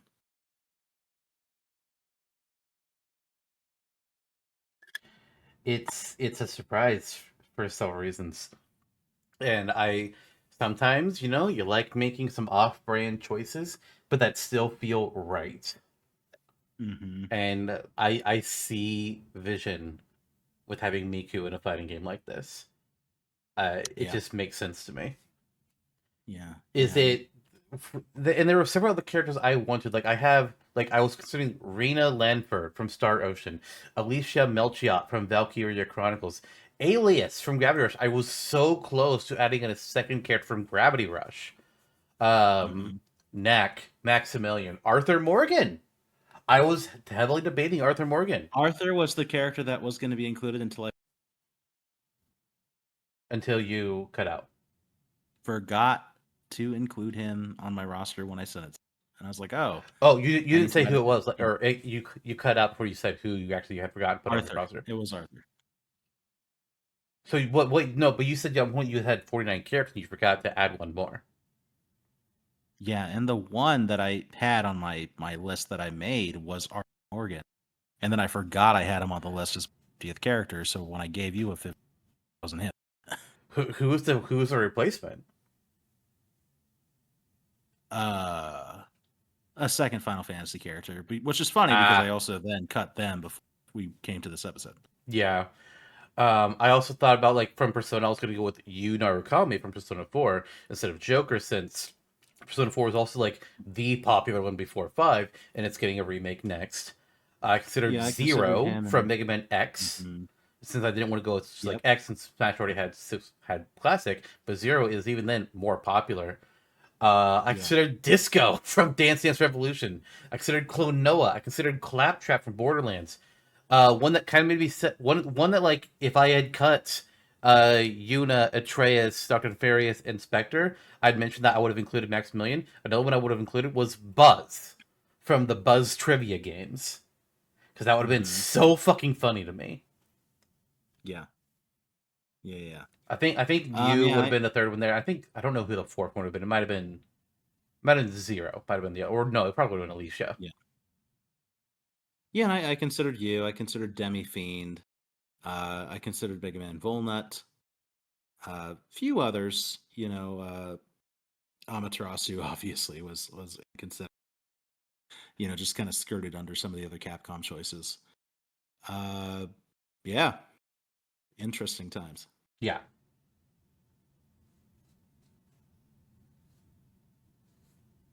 Well, there's our rosters. There's our rosters. We've done it. PlayStation All-Stars Battle Royale 2. Hey, Sony, give us a call. We got ideas for you. Uh, there's so many good characters to choose from. So many good stage fusions that you could do. Now that we have the roster reveal, we can kind of just be like, hey, I don't have to tiptoe around the idea of doing something like Ape Escape and Black Myth Wukong. That Yeah. just writes itself. Yeah. There's a lot of cool things that we could do. Final Fantasy VII mixed with honestly Final Fantasy 16. That would Yeah. be. They're very different settings. Yeah. There's a lot of interesting directions, Definitely. and there's a lot of like if we keep the rival system. I call it a system, but it was really only matter for like one fight in the classic mode, and that's all it did. It's like there's so many good, interesting rival pairings that we have in here. Like I could see, like I would pit Monokuma could go up against Astrobot, or Spike, because Monokuma is a child and Spike is an animal that has to be sent back Mhm. with a net. Yeah. Um, Cloud and Dart, perhaps. Sackboy and Astrobot. Spectre and Sly Cooper. Hmm. Hatsune Miku and Parappa the Rapper. There are so many places you can go with rival pairings, and it works so well. Yeah. Yeah. There was a lot in the underbelly of that complicated game that was right. Yeah, And a few renovations could have made it a hit game. I hope that in the future Sony tries it. When they do, they can consult this video for some ideas. Yeah.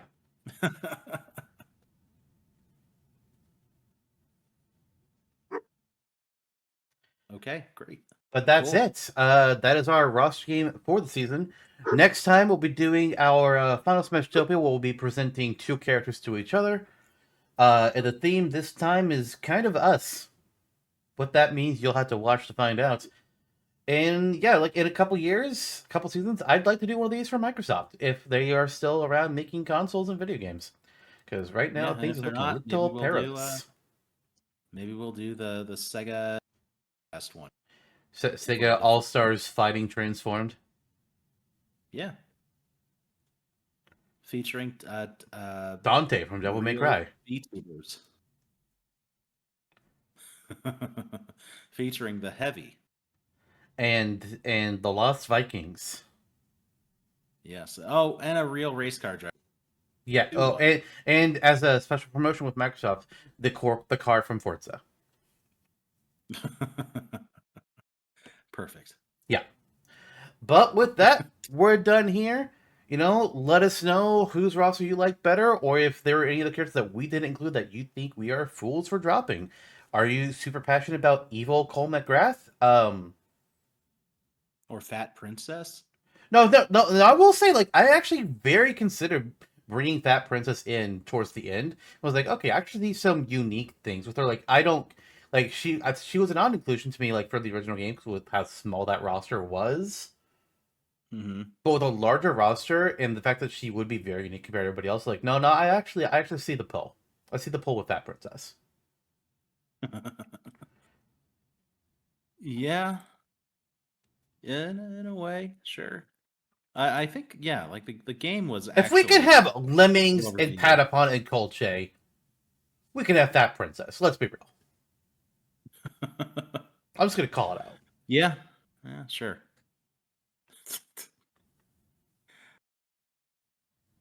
All right, we're gonna go ahead and end it here. But yeah, let us know in comments, or there's no comments on like the Spotify and things, which is really weird. I think, but there's on the YouTube channel, so you could go there and leave a comment. Yeah. Well, that's it though. We're done. We'll do a special Smashtopia in 2 weeks. Yeah, we will. And oh, what a time it will Yeah. I hope we'll be okay, and that you yeah. won't say no. These are jokes you'll get in that episode. Hey! Bye!